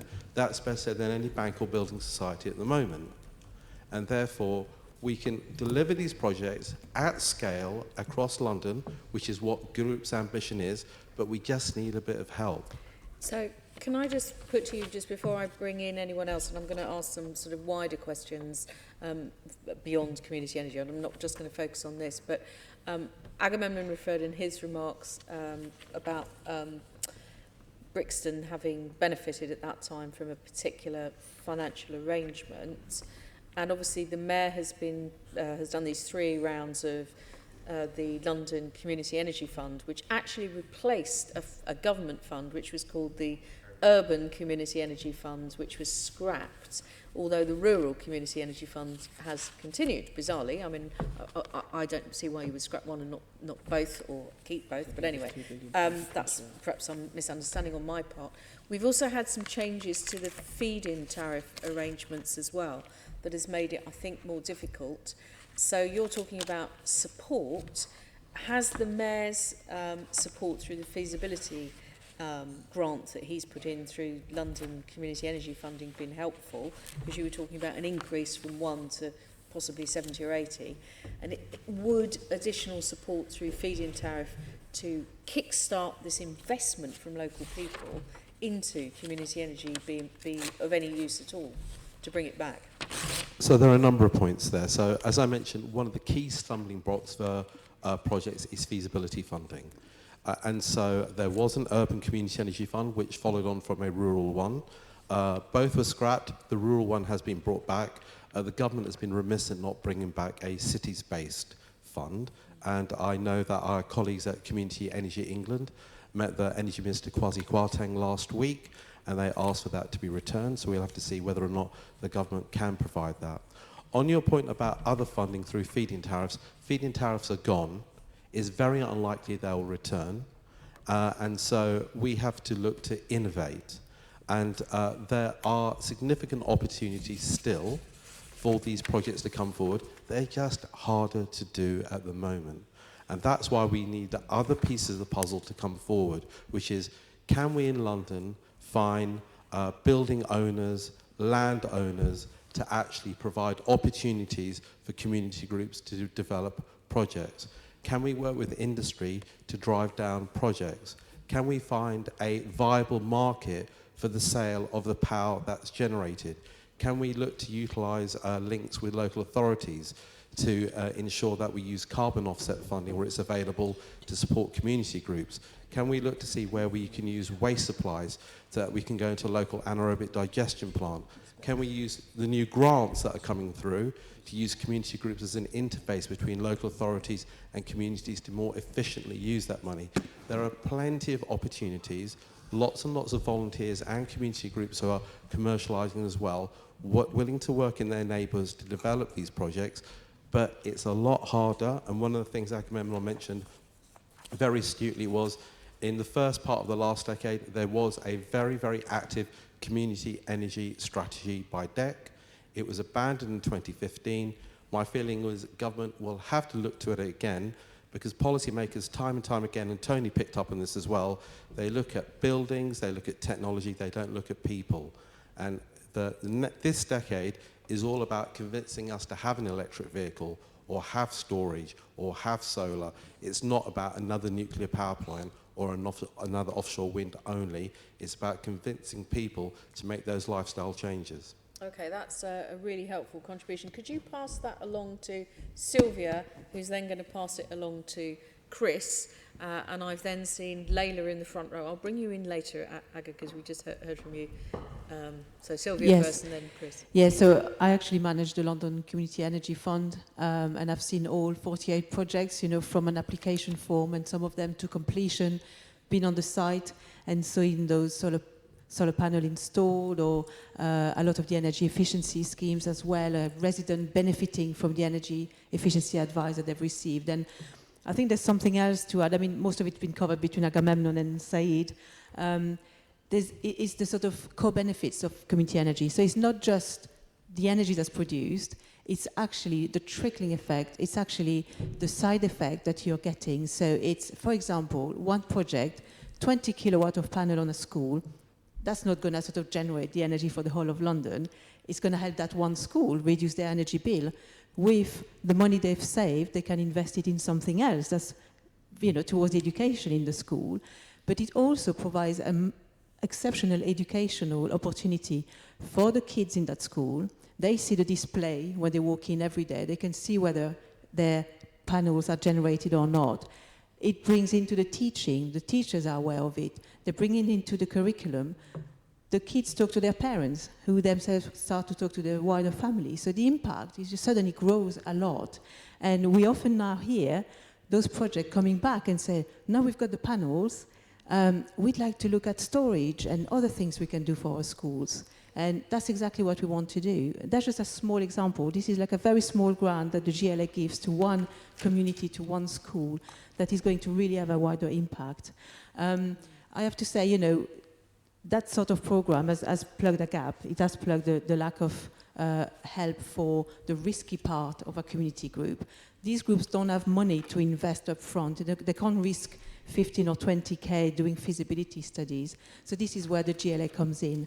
And then after that, they've got something ready for the community to invest in, or others. And we've seen this as a really, really successful program. The leverage factor is incredible. We're looking to generate more than 5 megawatt of power just on solar alone from those few projects. So that's been really good. And I just want to ask another thing on that, actually, is that, linking your first section of this debate to the second one, always first reduce energy use. It's always important first to reduce how much energy we're going to need in London. Then look at, with what's left, how do we actually generate it in a clean way, in a green way. A community is part of the solution. It probably won't do everything, but it's a very important part. And we are calling, of course, on the government to bring back in the Urban Community Energy Fund, but also some other incentive. We've lost the feed-in tariff. There's lots of other, we're coming to that maybe towards the end, but lots of other tax incentives that have been lost, which makes it really difficult for community groups to survive in this political climate. Thanks, Sylvia. That's really helpful and useful background information.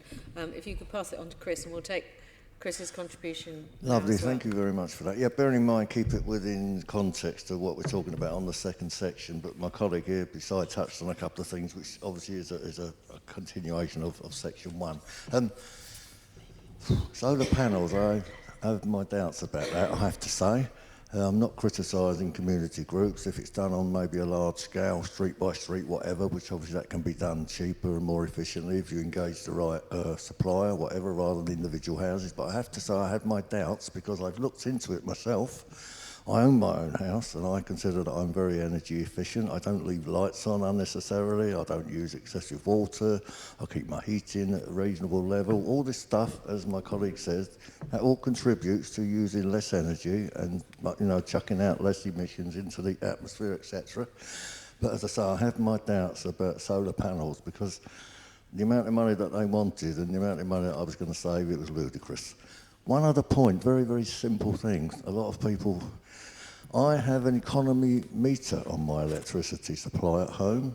It used to be a standardised thing in many, many, many homes, and I've put so many people onto this. Whoever your energy supplier is, and it doesn't matter, you phone them up and you say, I want an economy 7 meter. It might be called a black meter, but it used to be called an economy 7 meter. It means your electricity runs at a cheaper rate after 10 o'clock at night till 6 o'clock in the morning, saves you money, uses less energy, means less power has to be produced. I don't like to interrupt my guests' but we are trying to talk about moving from one form of generation of high carbon energy to lower carbon energy. And whilst I appreciate what you're talking about, it means it's cheaper. It doesn't necessarily mean to say that it's been generated from a lower carbon energy source. Right, and actually there's been quite a lot of evidence that in some cases, Economy 7, it works very badly with certain forms of renewable or low carbon energy sources, for example, such as heat pumps. Can I ask no problem, point taken. Could you pass the microphone over to Chitana? Just if I could just say that my colleague did say it's about education, of course, you know, and our younger people that have now gone, you know, so I take your point, you know, I wouldn't argue the point, the validities of Economy 7 or whatever. Cheers. Yeah, no, but thanks very much for that contribution, but I think it's just really, we need to be careful to make sure that we stick with the low carbon or the zero carbon generation element of the energy. Not just that it's cheaper to have it at night. We're going to start with Chitana and then we're going to come along to Leila. Sure. Chaitanya from Green Alliance. Very quickly, just sticking to community energy, the 3 points I wanted to raise. One is, in the energy system, we value low cost. That's how the regulator thinks about everything. As long as the system cost is kept low, that's fine. So, thanks to economies of scale, if you're building up a massive solar farm, the electricity from that will, by default, be cheaper compared to rooftop solar. We just can't do anything about it. So, however, if you value the social aspects and the social benefits of community energy into your modeling, then the equations change altogether. But we aren't doing that at this stage. One of the ways of doing that is perhaps through public procurement contracts. And in the contract, what you bake in is the value of the social aspect of community energy as well. And therefore, you're procuring community energy not just purely in terms of kilowatt hours, if it's solar or a power generation project, but also the other aspects, community aspects as well. And the final thing to say is it's limiting to talk about community energy purely in terms of power generation. It's now expanding, and we need to look at it from a lot of different angles. Couple of things worth thinking about is EV charging, for instance. We'll see a lot of EV chargers across the city, across the country. There are a lot of actors and a lot of competition in the space that is brewing, but there are no community actors, as far as I know, that are coming into this space in a big way. And that's a place worth looking at. Batteries is another.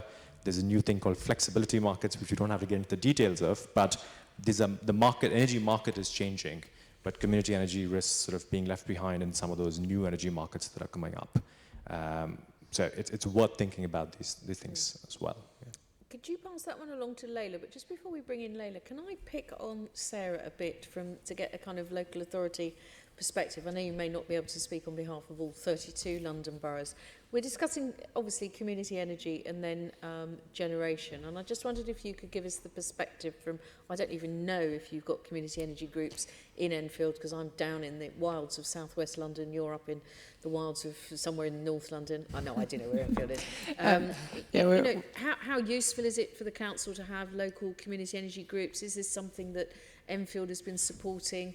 I know there are some big estates in the north of Enfield. You know, is this how does this fit together with your council view of the world and council-led solutions to reducing fuel bills, but also energy type? I'm happy to talk about that. I wanted to, before I go into this, say that you talked about wind earlier, and there are some wind turbines inside the M25. I'm not actually sure whether they're in London, which is and up on the north side as well. We as a council, we are actually going to look at the potential for wind energy up by the M25 again. The current policy around that from the central government is that it has to be supported by local residents. So I would definitely see that coming forward in more of a kind of a local with resident support. We need to evaluate that, but it's something we've committed to look at again. I can't actually talk a huge amount about community energy schemes. It's not. It may be that I'm just because I've only been in post for 2 years. I don't know them, but I don't get the sense they're very active in Enfield.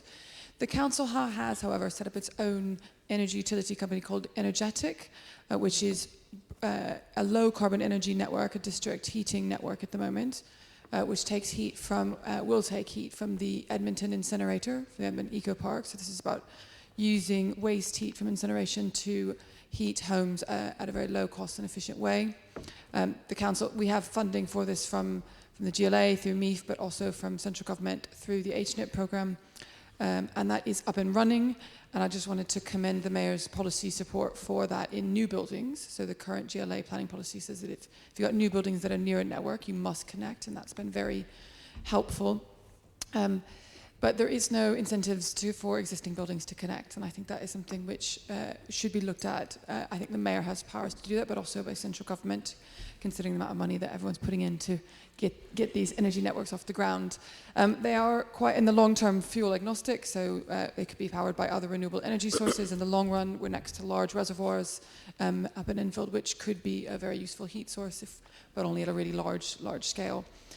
So they are quite fuel agnostic in the long term, and they can. We have got great customer satisfaction with our residents in terms of being able to control their bills very well. So. Thanks very much. That was a really useful contribution. And while you were saying I'm not aware of community energy groups in Enfield, just behind you, Syed was also shaking his head. And not as yet. They're nascent. They're about to emerge. And that there are two very active groups in the North London area, Power Up North London and N10 Energy, and they have been working with me. I'm a Barnet resident, and we've been working with groups in Barnet to emulate what they've been doing, and equally we're looking for colleagues to do the same thing in Enfield. Okay, so they may be coming soon in a cinema in Enfield, but they're not quite. The film has not quite launched yet. That's where we are. Layla, you wanted to come in on this as well. Thank you. I just wanted to say I do think that community groups are invaluable. I mean, if you think about the size of the estates, for example, my estate, we have over 400 flats, and there's probably 3-4 people, it's like at least 3 or 4 people minimum living in each of those flats. So there's thousands of people living on each estate that potentially, if they are able to change their behaviour in terms of their energy use, that is a massive contribution in terms of reducing energy. But also think that we shouldn't just be thinking about, well, what can we do to help others? They want to have self-determination. They want to know, well, what can we do to help ourselves? Not what is someone else going to tell us what to do, which I think that sometimes that's why you can't get buy-in from some communities, because they're always being told this is what's best for you. Whereas really, they need to be involved in the whole kind of process of, okay, this is what we need to do to improve our local area, because the needs of each local area are not always the same. And also they need some assistance, education. Some people have talked about that. There's, the numbers of people I talk to that don't even know how to use a thermostat and don't need to know how to use a timer and do all these little things that can reduce those bills. And the number one question they're always going to ask when it comes to reducing carbon emissions is, well, how do I benefit from it? Really and truly, if people's lives, they're struggling just to pay the bills and put food on the table, those basic things also need to be addressed. We need to get those things right, otherwise you're not going to get buy-in from a lot of these communities. So it has to be a really holistic approach. So things like the project that Repowering is done with my estate, for example, Bannister House, and the other projects they do, it does take that holistic approach where, for example, they're offering job training, internships, they're offering workshops for local people, they're going into people's homes and doing energy audits, and those things are sort of ground level up, and then getting people like myself, my children, everybody involved, and getting the community involved, it has a knock-on effect. So even though not everyone is involved, for example, on my estate, they see what's happening and it gets them more involved in other things like residents associations, voting, all sorts of other things. And it empowers people to feel like, well, actually, we can do certain things. So I just think it's absolutely invaluable for community organisations to be involved. So you're sort of amplifying the point that Sylvia made much earlier on about, you fit one thing and then it has a number of other... Definitely. In this case, perhaps unintended consequences, but very good synergy, or if they are intended, it really does cascade through into a number of different areas. I've seen Tony Arbour first, and I've then seen Sean after that. Tony, you wanted to come back in. This is to do with, I go back to my original point. You can have all kinds of wonderful ways of generating power and so on, but at the end of the day, you've got to be able to afford, the tenant, in your case, has actually got to be able to afford it. The thing that's actually worried me about the discussion which we've had in the past few minutes. We've just heard from Enfield about their scheme. I think you called it energetic. Quite clever, really, I thought. Isn't that going to be in conflict with the Mayor's scheme, whereby he signed up with Octopus Energy in the sense that presumably the people who are being supplied by power via energetic are not going to be able to opt out of that? They're not going to be able to go over to Octopus. And similarly, as far as Octopus is concerned, my understanding is that you're not the only borough who does this. I'm sure I've read a figure somewhere or the other that there are at least 4 other boroughs in London which are producing their own power for some version of district heating. And that's going to have 2 effects. One is that the consumers are going, if they're tied into a specific scheme, I think your phrase was they're told what's best for them, could be more expensive than somewhere else.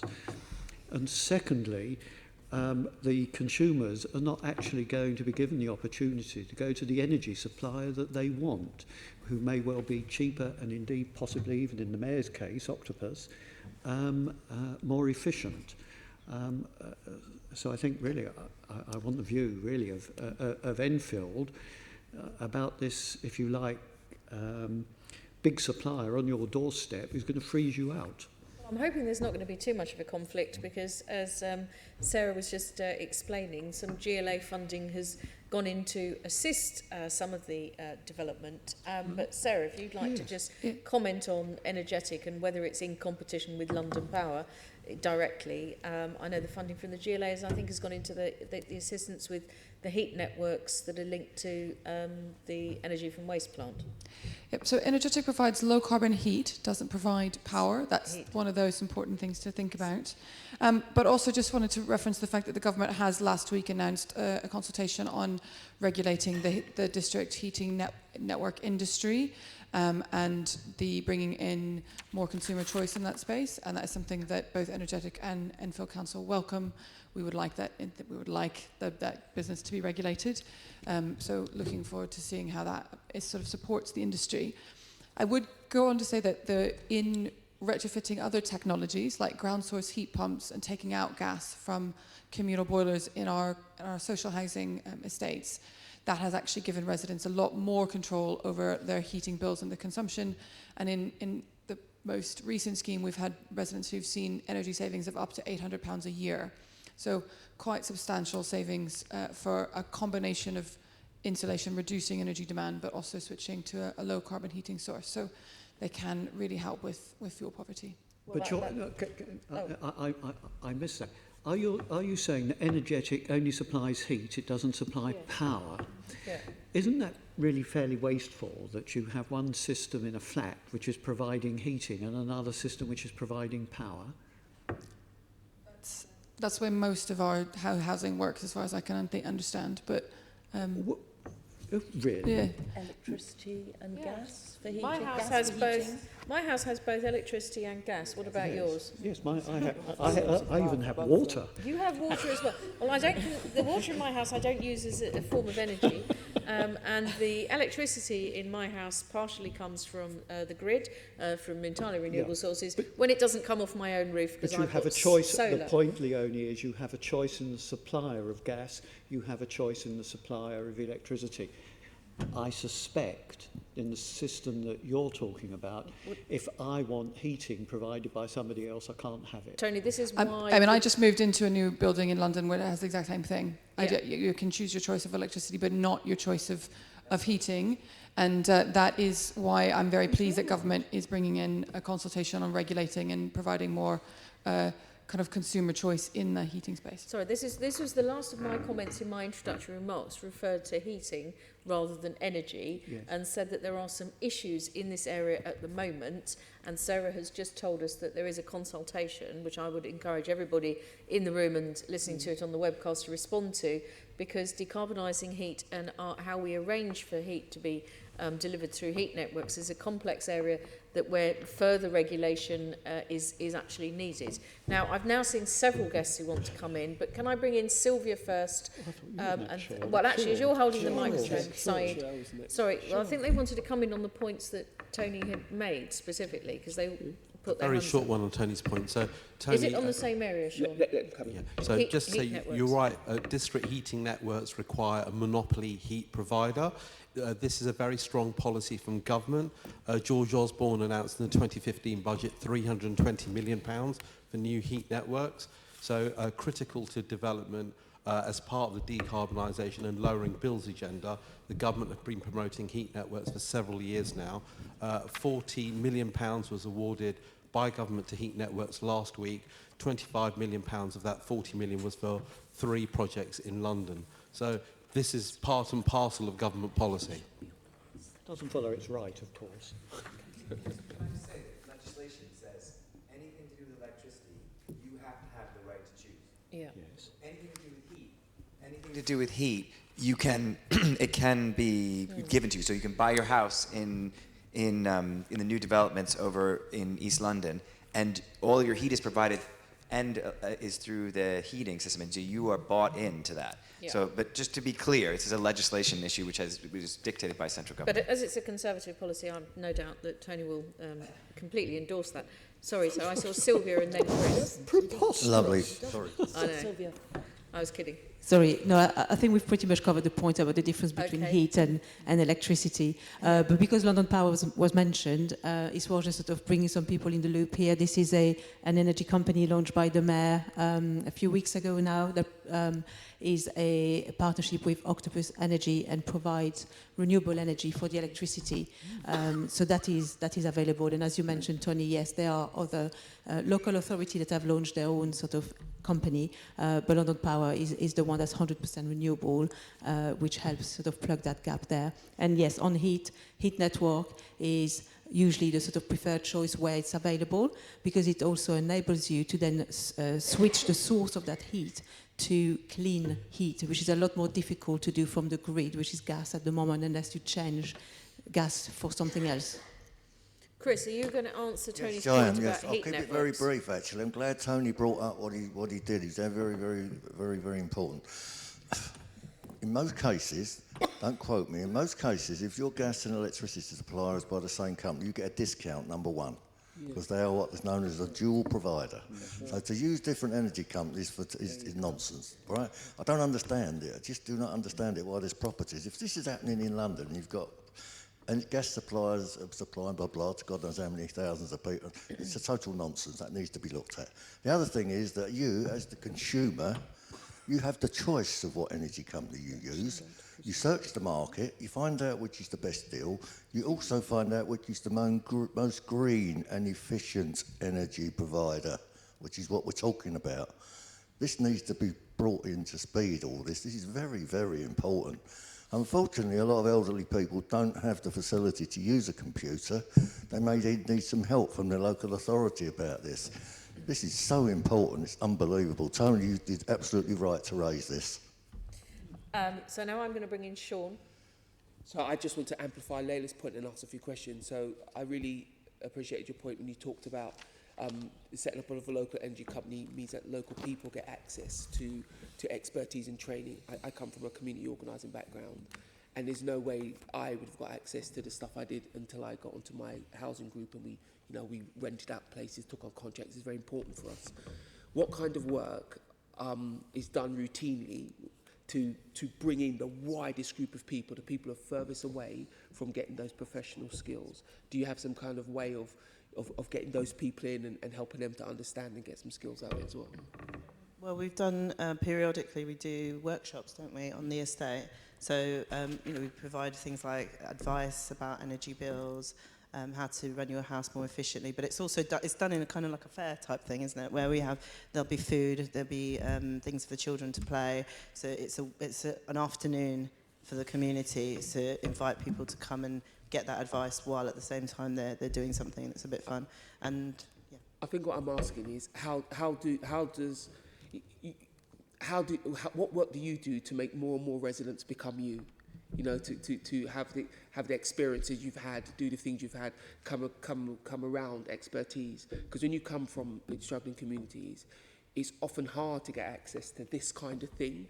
And earlier on, it was talked about the social benefit of these companies. And for me, that's maybe the second biggest part. That, you know, somebody from a very humble background with no formal education can still get access to these very serious professionals and learn some of the skills themselves, i.e. become you. Is that part of the mix? Are you thinking about that the whole time? I mean, at the moment we've done. Do you want to talk about that? You go ahead. So at the moment it's more like putting up posters, doing door knocking, and inviting people to come to these workshops, and try and get them involved. But I do take the point that it is actually quite hard to get people involved because they are worried about where they're going to get the money to pay their next bill. So it is a very slow approach, but slowly over the years we've gotten a few more people involved. But it is, again, it's got to be something you keep plugging away with all the time, really. I'm actually going to bring in Nikki now because she's got a question as well, and then we'll move on. This is for Energetic. I'm not sure who should answer it, but Sarah. I understood that Edmonton was going to Energy from Waste incineration plant was going to provide combined heat and power, and so I just want to understand why you're not getting the power as well as the heat.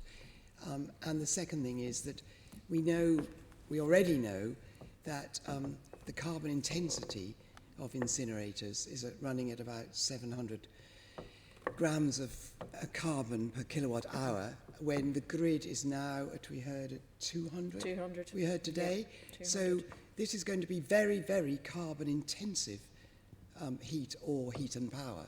So what's your answer to that? I mean, they're good questions, and they've been asked by members of the public as well, Nikki, so it's useful to, quite easy things to talk about. So the Edmonton incinerator is separate from Energetic legally, institutionally, and as an organisation, and that is run by the North London Waste, the NLWA, the North London Waste Alliance, and I don't know the full details of all of their power, but I'm assuming they are selling power to the grid. I'm assuming that's what they're doing. So Energetic is set up as a sort of network of piping hot water around for provide heating.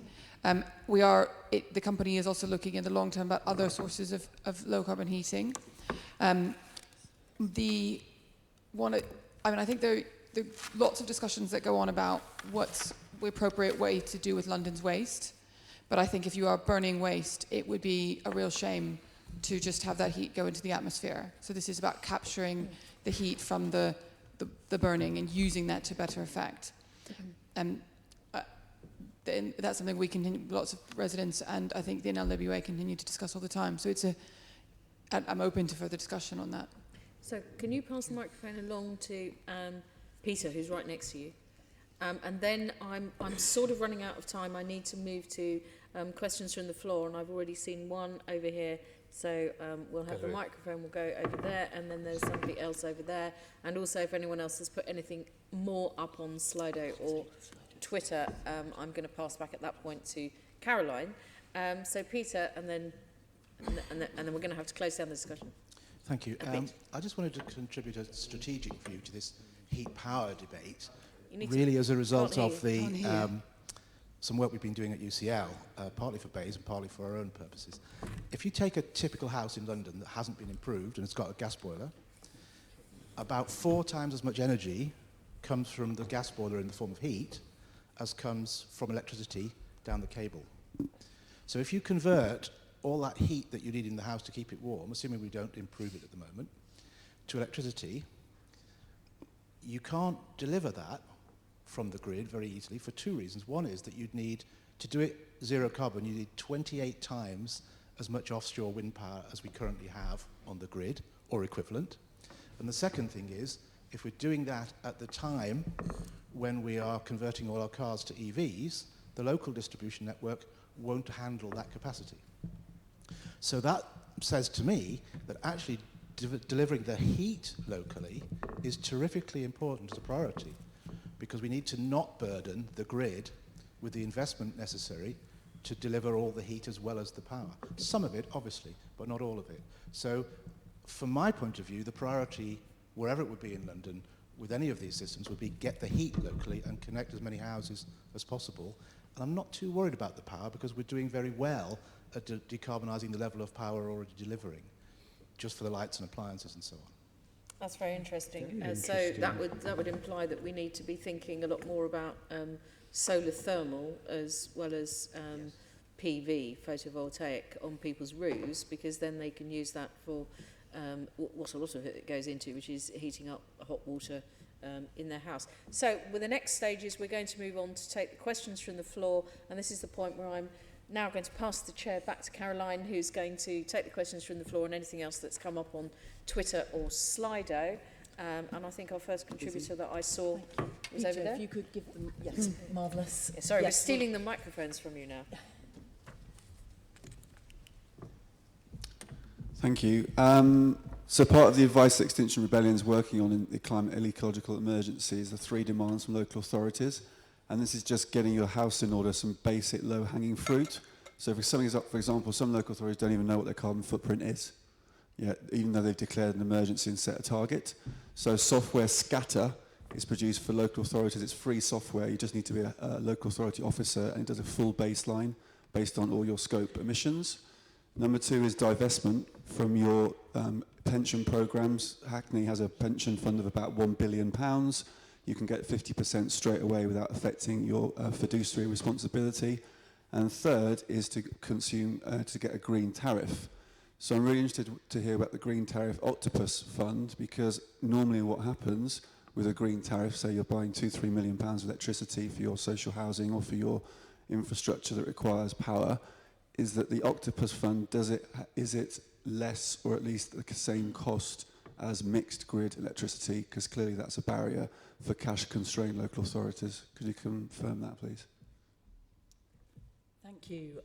3 very useful points, and I think many local authorities are divesting their pension funds. Many are working out where they are in terms of their baseline of the carbon they're emitting at the moment, and a lot are looking at green tariffs. But that's a very good point about those are 3 basic things that every local authority should be thinking about.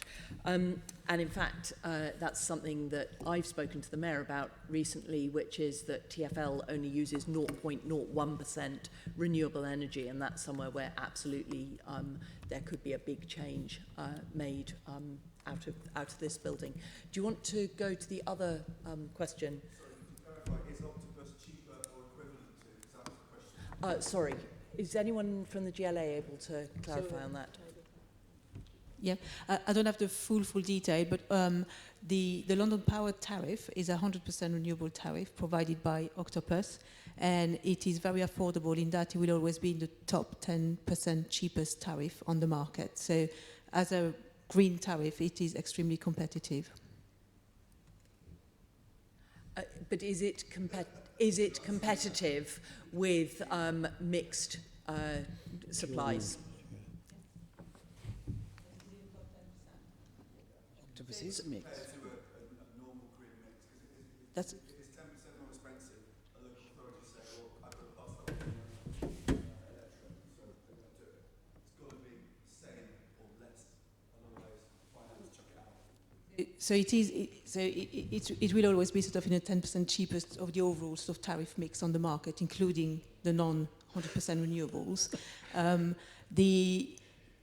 You have to remember that some of those tariffs at the top of the table, the cheapest one, are sort of loss-making tariffs from some of the other providers, so they are sort of unrealistically priced as well. And Syed? Just to say, there's an overwhelming kind of focus on price per kilowatt hour. So colleagues mentioned beforehand Scandinavia. In a number of Scandinavian countries, the unit price for energy is more than it is here. But their homes are much better insulated, so they use less. So just focusing on price is the wrong way of looking at this. And to be honest, one of the government's main proposals at the beginning of the decade was about switching. Switching is great once, maybe twice, but at the end of the day, you're going to save 50 quid, 100 quid, 200 quid if you're really lucky, but that's it. You need to look to insulate, and you need to look to change your lifestyle habits and look for technology solutions in your home. So on the point about renewables, renewables are more expensive at the moment, but I think one of the things that innovative companies like Octopus are doing is enter into your life to offer a series of other solutions, from smart meters to smart tariffs. So the agile tariff that Octopus Power has, if you're on that with the smart meter, you can get power at 2 pence per kilowatt hour. Because what it does, it tracks the wholesale market, and when it's a really windy day, it sends a signal to consumers to say, you know, use as much power as you can. In Germany, power prices are negative at times because they've got so much wind. So all it is to say is we're entering into a completely different dynamic, and we need to get away from the thought of a pence per kilowatt hour into what our complete energy need is. Thank you. I've got another question from the gallery. Hi, I design houses that are all electric now, and Peter, I think, started to address the problem on the grid. If the heat sources are going into electricity, we're putting much more into what we need for generation. But in some ways, it's more efficient. And I guess my question was, for people who have to be on heat networks, they still may have a choice to switch to electricity to provide their heat. With heat pumps they can add to their house. So maybe there is some choice within that. I had a question about whether they can switch out of that system on that.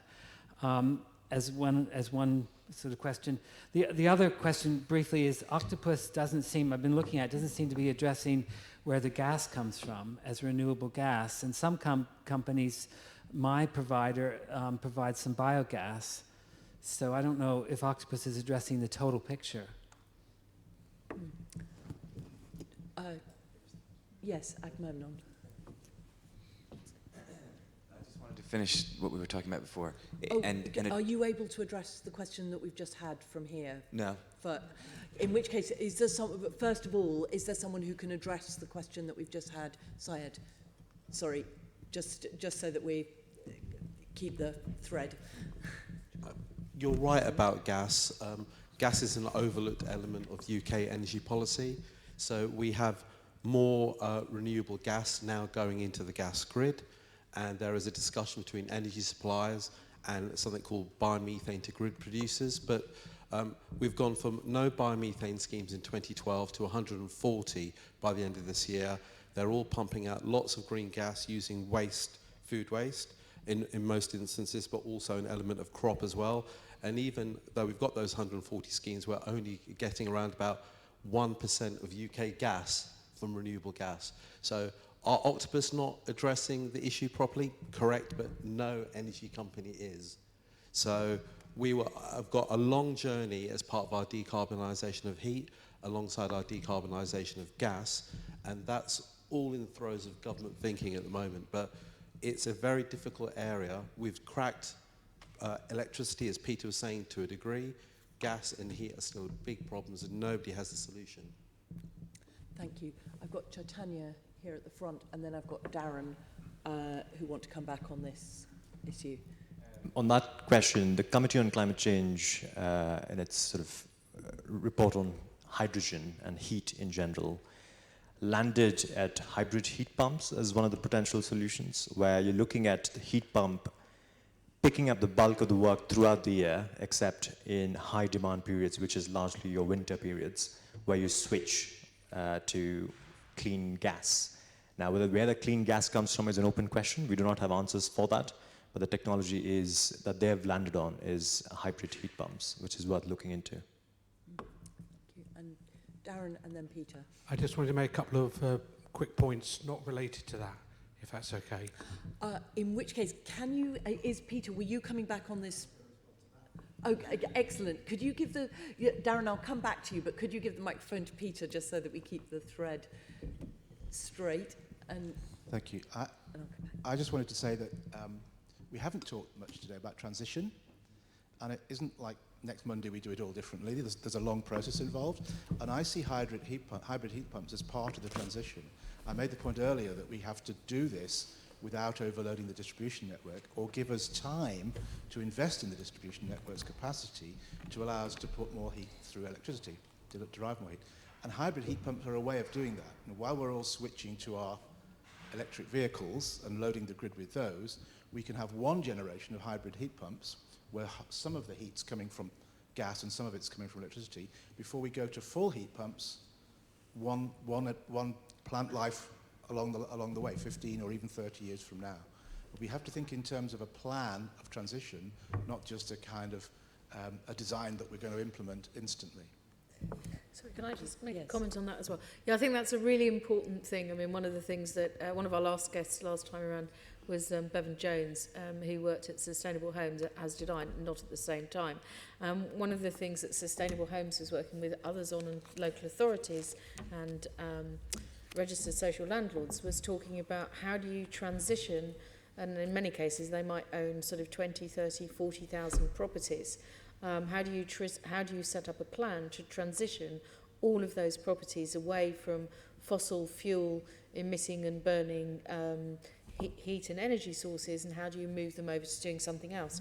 And I think that's what we need to start seeing coming forward, is, you know, whether that is with support from the GLA, whether that's London Council starting to sort of set the bar higher. But there is literally no point in saying, let's declare a climate emergency, let's say we're going to act now, let's tell the truth about the climate emergency, if we don't then see from local authorities a programme over the next 5-10 years, because most local authorities would have a programme anyway that says, oh, the boiler's old, this year we'll replace, you know, maybe 500 boilers. Well, you don't need to replace 500 fossil fuel burning boilers with 500 new fossil fuel burning boilers. They might be a bit more efficient. Why not go the whole way and replace them with something else? Why not think about, you know, creatively how you move forward on that programme? And I think that's a really well made point. Just add another response to that, which is that the point about the transition is we're transitioning everything at the same time. Cars, houses, grid, everything. I was trying to focus on buildings and energy and buildings because that's what we're talking about here today. Yeah, but he's right. But point taken. Point taken. Now, we're going to Agamemnon next and then to Darren. But just before I go to Agamemnon, I'd just like to bring in two comments from Slido, which people could just have a think about, because we are rapidly running out of time, but it would be good if we could get a couple of responses to these two questions. So one of them goes back to the first section we were on this morning, which is looking at tax incentives for landlords and businesses, maybe through council tax, to put in energy efficiency measures. And has anyone been thinking about that? Maybe that's something that one of the GLA people might be able to answer. So could the question was from someone called Toby, could the GLA work with boroughs to create tax incentives for landlords and businesses? And then the other question, for energy efficiency measures, sorry, it's just jumped about, and there was another one which I had spotted, yes, which came from someone called Glyn Goodwin, which is, has outsourcing made the climate emergency unaccountable?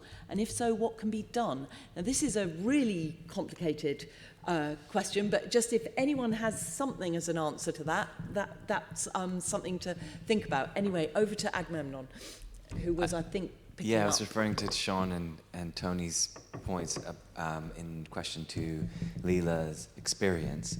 And I just wanted to say, Leonie had originally said, maybe it's unintended positive consequences that community energy delivers. And it's actually very clear intention. I sort of outlined the fact that people wanted to stay warm, they wanted to stay educated, they wanted health care, they wanted cheaper, they wanted to live cheaply, and they wanted to save money, and they wanted an education.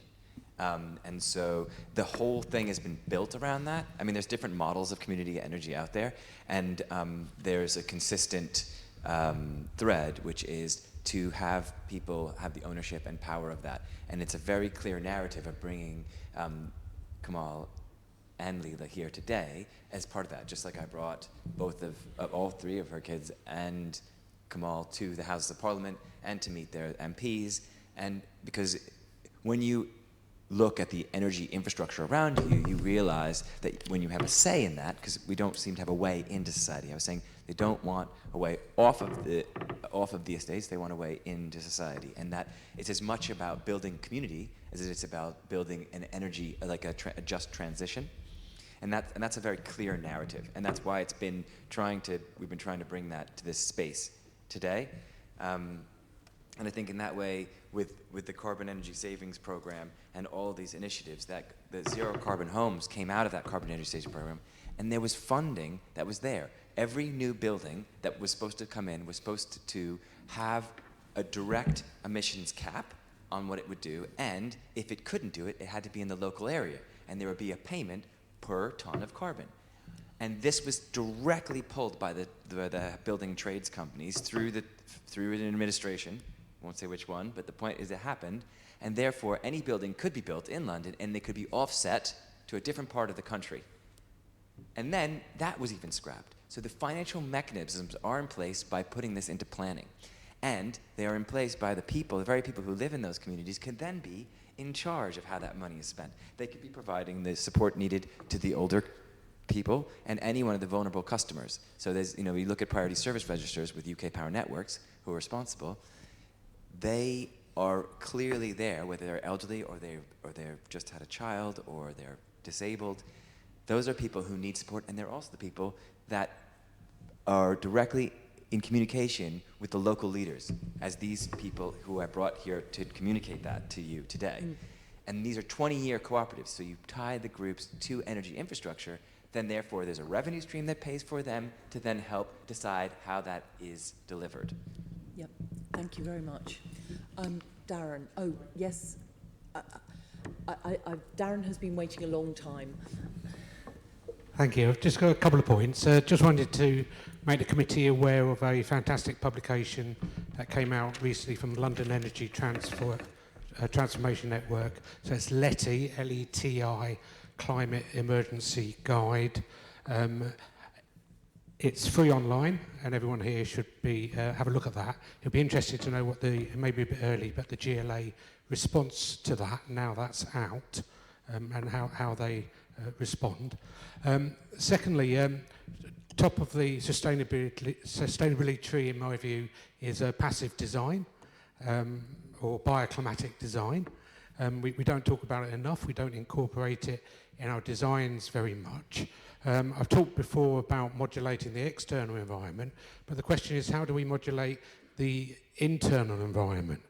We talked about the need for good quality ventilation, but how we connect that to our thermal mass is a key consideration that we're not incorporating in our designs, and how that impacts energy use.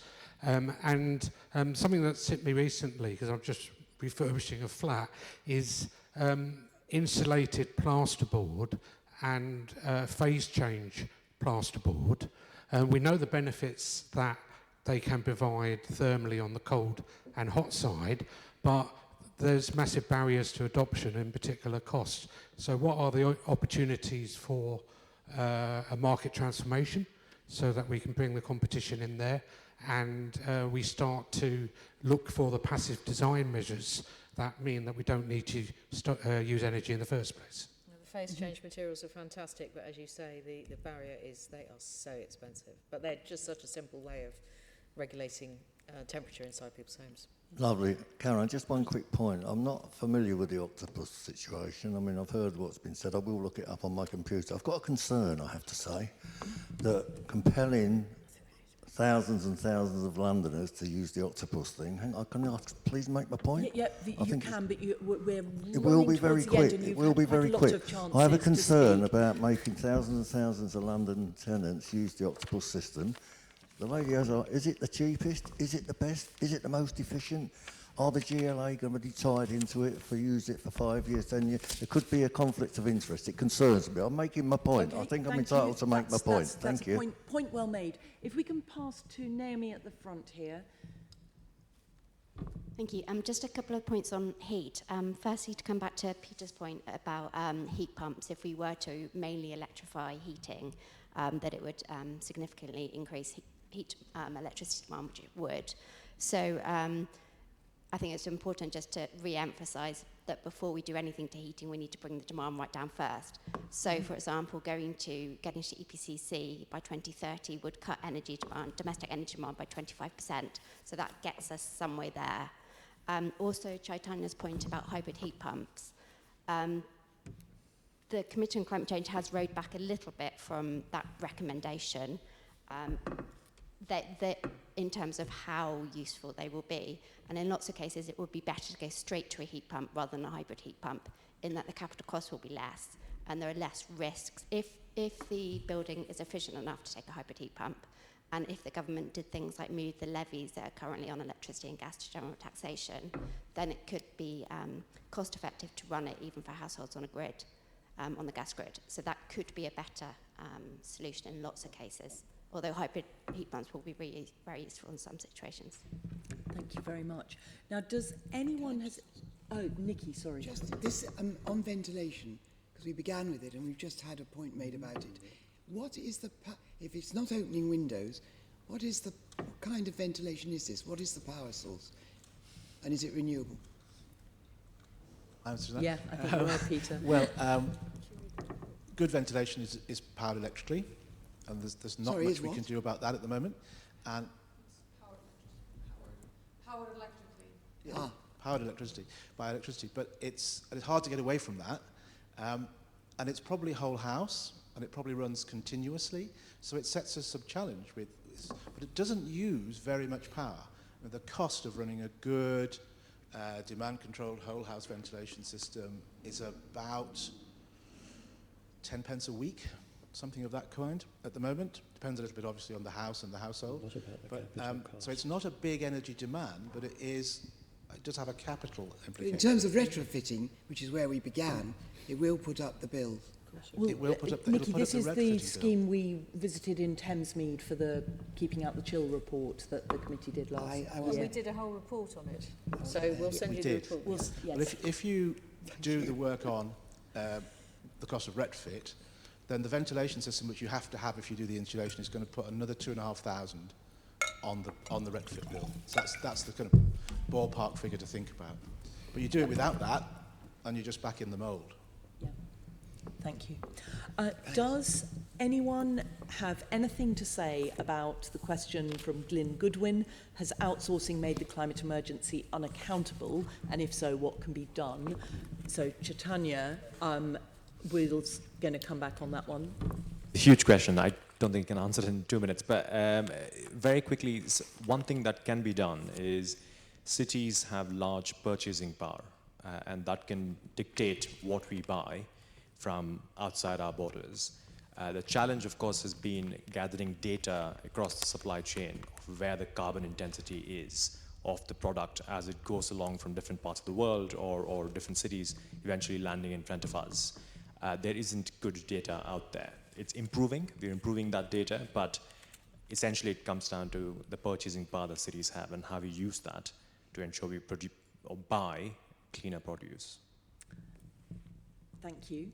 And finally, we had the question about could the GLA work with boroughs to create tax incentives for landlords and businesses through council tax for energy efficiency measures? Sylvia, sorry, did you want to... I think this usually sits with our staff policy team, so I couldn't comment immediately. Unless Ben or John, you had something? No?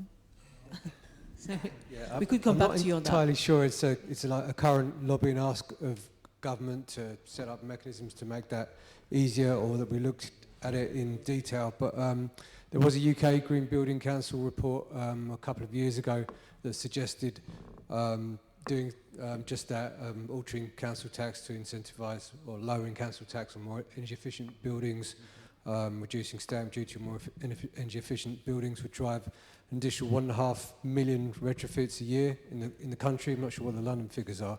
So it has been looked at. Whether it's enough when we're talking about the size of the challenge again, I don't know, but it has been looked at, and we could get back to the person who's asked later if needed. Thank you very much indeed. Now, I just want to thank everyone for your contributions to today's discussion. I'm sorry it's been very wide-ranging, but I think we've got a lot out of it, which we will be mulling over and coming up with some recommendations, probably not for the current mayor, but for a future mayor, in terms of how we can do better, both in terms of the buildings that we live in and the energy that we use in them. The Assembly is going to, yes, review all the evidence and also the evidence from the meeting back in January, and we will be producing an output by the time we go into the election period, so by the 23rd of March. So yes, so I'd just like to thank everyone who contributed on Slido. Sorry we didn't answer all the Slido questions.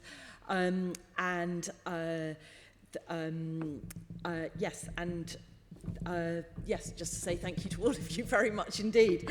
And finally, I have a couple of tiny bits that we have to go through formally with the committee.